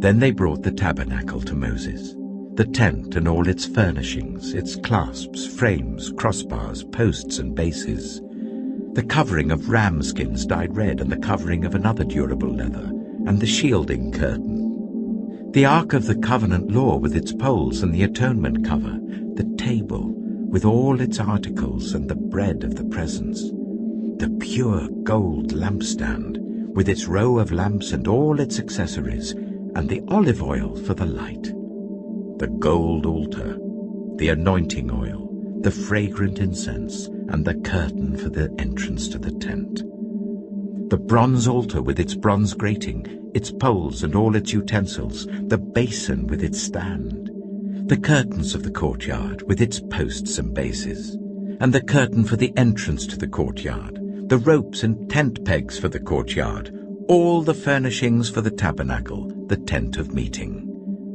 and the woven garments worn for ministering in the sanctuary, both the sacred garments for Aaron the priest and the garments for his sons when serving as priests. The Israelites had done all the work just as the Lord had commanded Moses. Moses inspected the work and saw that they had done it just as the Lord had commanded. So Moses blessed them. Exodus chapter 40. Then the Lord said to Moses, "Set up the tabernacle, the tent of meeting, on the first day of the first month. Place the ark of the covenant law in it, and shield the ark with the curtain. Bring in the table, and set out what belongs on it. Then bring in the lampstand, and set up its lamps. Place the gold altar of incense in front of the ark of the covenant law, and put the curtain at the entrance to the tabernacle. Place the altar of burnt offering in front of the entrance to the tabernacle, the tent of meeting. Place the basin between the tent of meeting and the altar, and put water in it. Set up the courtyard around it, and put the curtain at the entrance to the courtyard. Take the anointing oil, and anoint the tabernacle and everything in it.